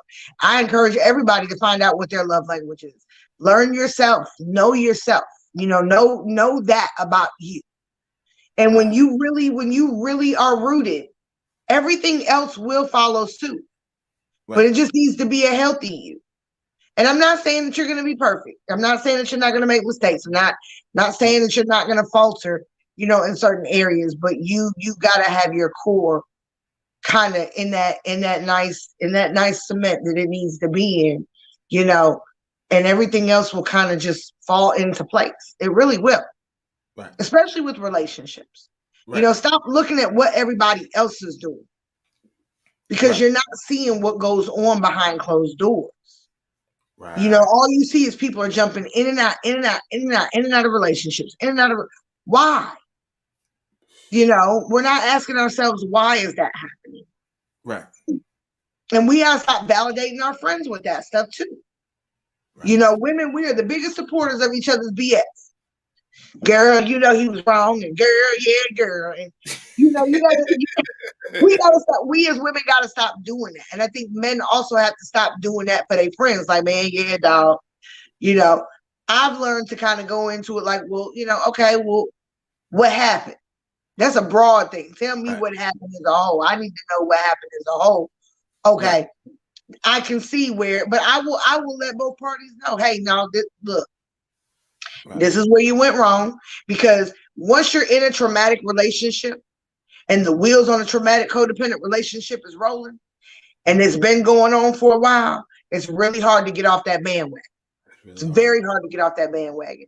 So you really need to be at a point in your life where you're ready to make that change for yourself and to get healthy. And if you really want a healthy relationship, then take some time and heal and really get to know yourself. And then, you know, when you're ready, you jump back out there, but you need to give it some time. Be used to being by yourself. I'm telling you that if you can't be by yourself, you'll never be able to be with anyone. Right. If you can't entertain yourself, honey, look, I'm going to tell you something. People who marry, us married folk in the world, honey, we still like, when I say we like our space sometimes, honey, I have the best self-time in the world. I watch whatever I want to. I read whatever I want to. I go shopping by myself. Like, I've been to the movies by myself. Like, I think that sometimes we forget how to care about ourselves. Right. We get so wrapped up into worrying about everybody else and caring for everybody else that you don't even know who you are, and you don't even give yourself no attention. The last time you went on a date with yourself, just was like, you know what? I'm going to take myself to dinner. You know, I'm going to enjoy, you know, listening to whatever podcast I want to listen to, or audio book. Right. You know, I've been meaning to get to this project I've been wanting to do. There's so many ways to really just see self and just really, and I feel like too, for me, when I do self things, I get that opportunity to kind of just be with God. I feel like it's more of a me and God kind of thing. Right. But I enjoy moments that I have. I like my me time. I love the time with my family also, but I love my me time just as much. My kids, they get their own me time. I tell them it's important for them to know themselves. Know what you like and what you don't like. You know, spend time with yourself, which they do. They teenagers anyway, so you know how they be. They just, but you know, spend time with yourself. Love yourself.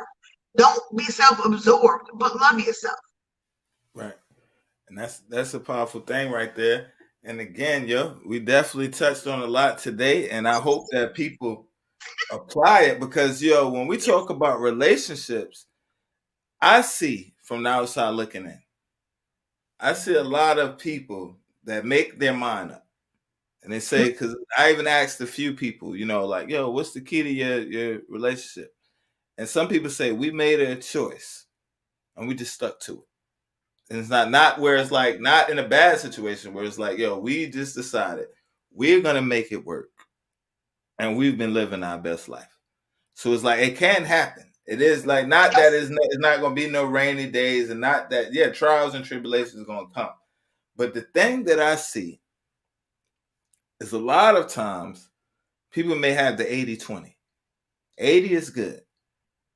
And you let the minimumest thing, you throw the relationship away because we want perfect. We're not perfect. No. And I see a lot of people. Perfection. You're never going to get perfection. Right. But I don't believe in the 80-20. You don't believe in that? No. Salute, sis. I appreciate you, sis. Yeah, for real. Love you. Right. But I don't believe in the 80-20. All right. So let's talk about it. Break it down. I believe that relationships are equal. I think that both parties carry an equal amount of weight in a relationship. Right. You know, how are you weighing that? Are we weighing, if a man works outside the home and a woman works in the home? is it Right. is it any less equal to her work, especially if she's raising children in the household?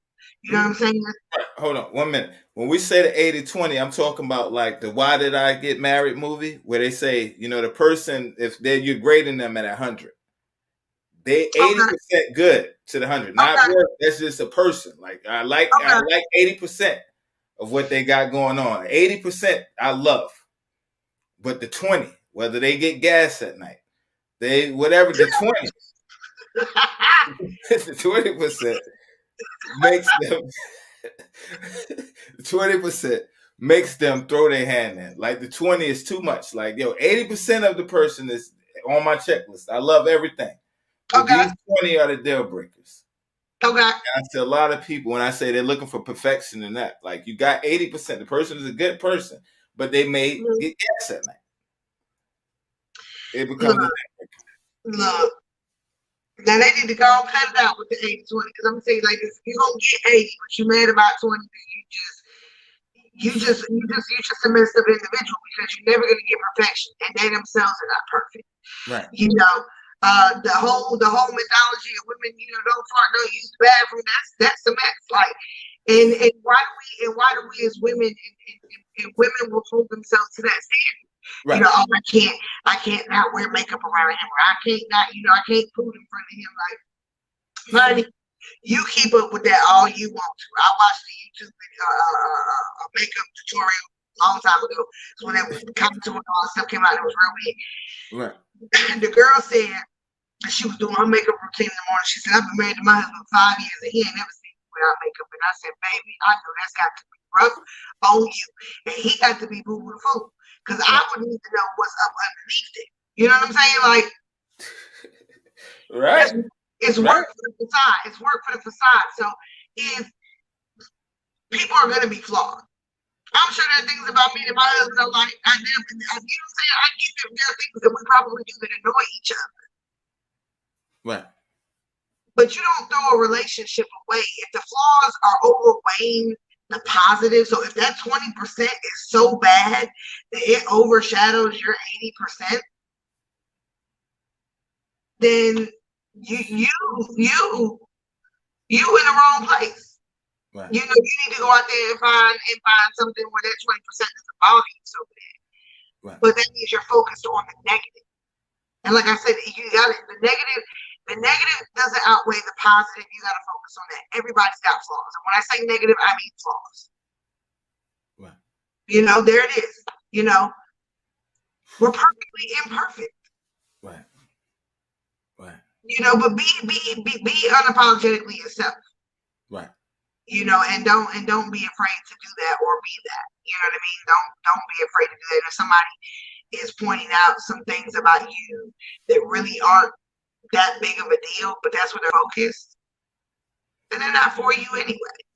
Right. Ain't nobody trying to relationships. I don't like competitive relationships. I don't like to see relationships where two people are together and they're competing against each other. That's not healthy. Relationships where there's codependency, that's not healthy. Relationships where somebody's constantly manipulating somebody and abusing them and using them, to their advantage, and they're giving nothing. That's not healthy. Right. So you gotta really, it all really does boil down to self. There's no other way that I can put around it. If you are in a traumatic relationship, you really gotta look at self. Even when it comes to domestic violence, there is some kind of trauma that has happened that is allowing us to be held captive in this situation. Right. And I understand that domestic violence relationships are such a hard thing to walk away from, because the women are usually broken, or if it's the man that's being abused, they're usually broken, and it does happen. Domestic violence is a two-sided coin. They're broken.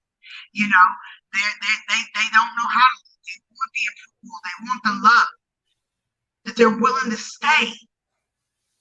So it's you really got to deal with your traumas. Y'all got to deal with your traumas. If you got some traumas, deal with it.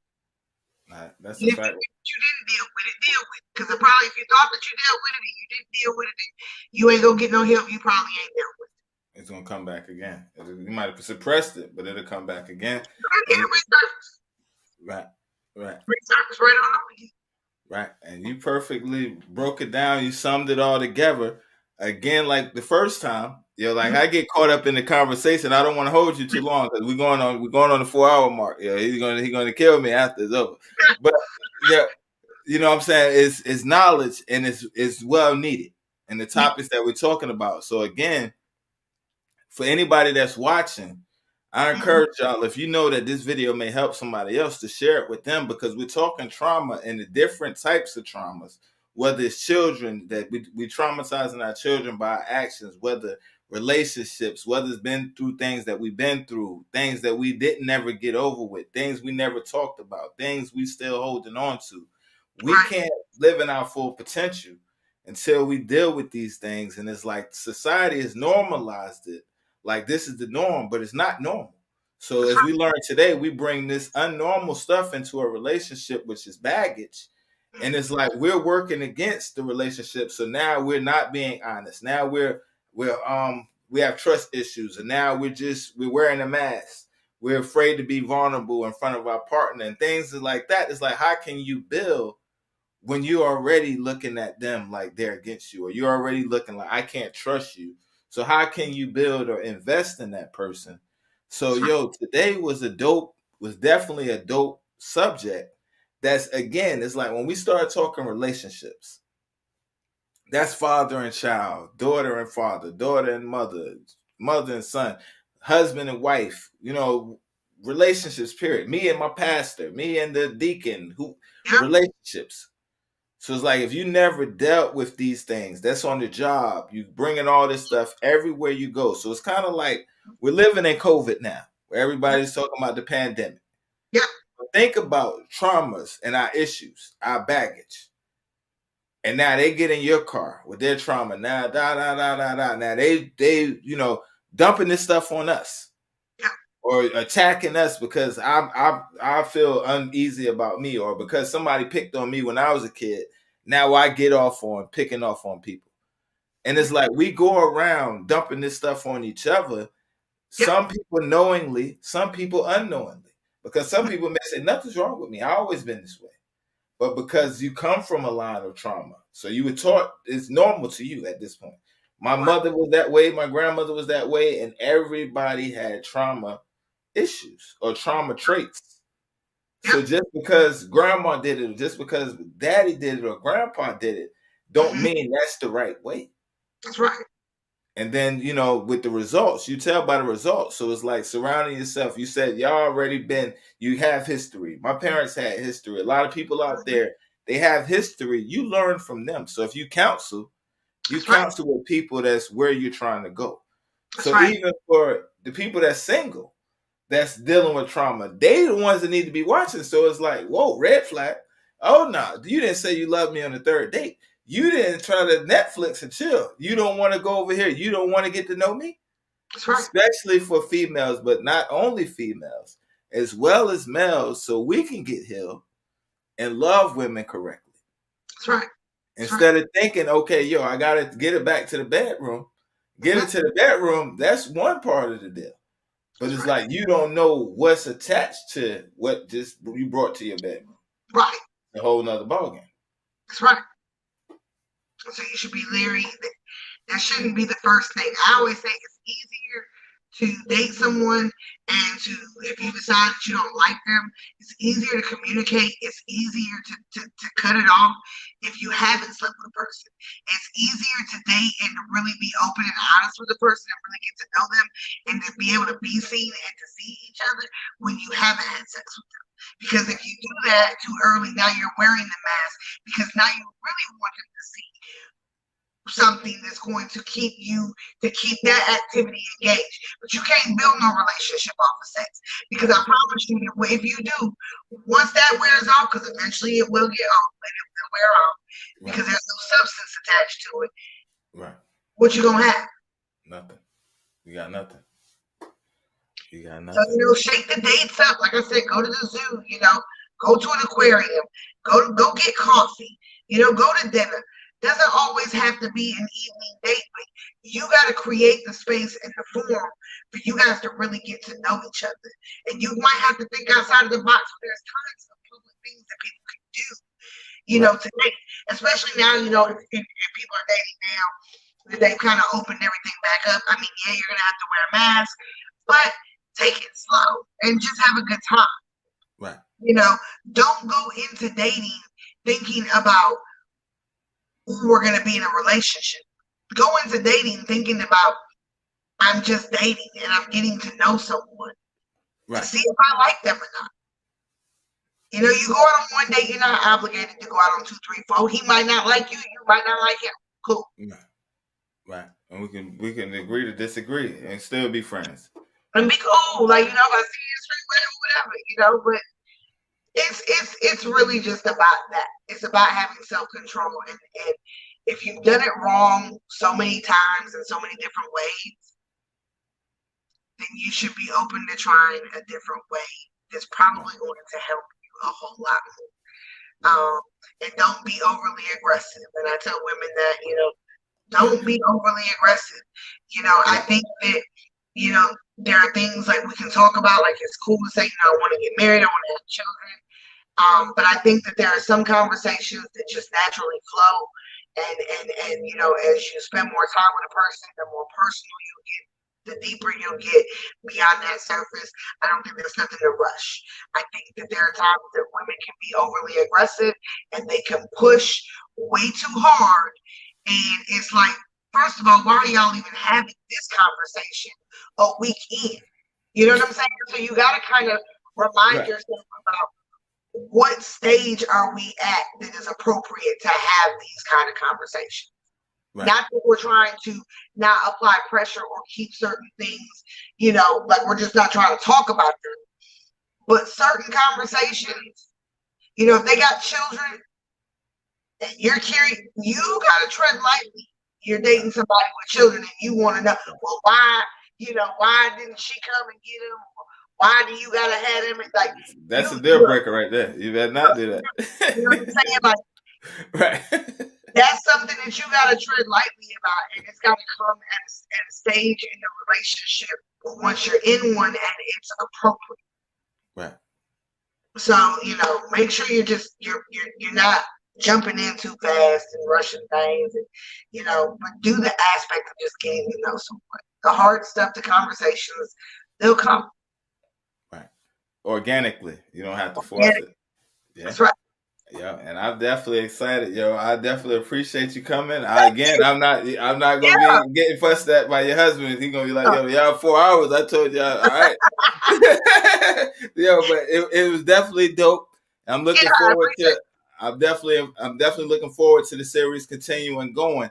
So again, I think we touched on everything when it comes. Not everything. Whoa, let me take that back. We didn't touch on everything, but I think we touched on a broad enough spectrum. We're dealing with the relationships. Yes. When we come back, if people have questions, right now, if y'all have questions for the next one, put that in the comments, even if those that's watching after we go off live. Mm-hmm. If you have comments or questions, put them in the comments, and then we'll start the show next time, picking up from here, going into the music, and then the stresses of, wait a minute, I don't want to say it wrong. The social norm pressures of conformity, and that's conforming to what society is trying to paint. So we'll go from there, and then if we want to expound from there, we can. But that's what we're looking at for the next show. But I really thank you because you come in here, you have the knowledge, and you're helping people. And even though it's like, okay, some questions I may ask is like, all right, Scion, but it's like I ask because like I put myself in different people's shoes, like, well, what about this person? So that when the question comes out, when you give the knowledge out, that it may help them. So I definitely appreciate your patience. I definitely appreciate the knowledge, and you have a heart to help people. Yes. So, I definitely like what you're doing. I definitely appreciate you coming by. If you have any last words to, this would be like the Oprah's final thought moment. So this will be Natalie's final thought, and then from there we're gonna sign off from there. I just want to thank everybody for watching and those that will watch, those that sat through the live tonight. I know it was a long live. I just want to say thank you for rocking with us. So let's go. If you do have questions or comments, then maybe you want to ask me something sidebar offline. You can go to my YouTube channel, my Facebook, and just type in Natalie Collier. I will pop up. You can, send me a message if you got something you want to talk about. I just appreciate it. And I hope that once my platform is up and running, that you guys will come and show the same love that you show, when you come and rock with me throughout the series. I appreciate it. Right. So yeah, that's dope right there. Yeah. So again, this is the trauma series. Yes. Natalie Collier. Hopefully y'all will check in. We should be back in 2 weeks, I think. Yes. All right. So we'll be back in 2 weeks. And we'll take it from there. And again, I appreciate everybody for tuning in. This is the Proof in the Pudding podcast show. I'm the host, Scion 919. And special thank you again to Natalie Collier. And we up out of here.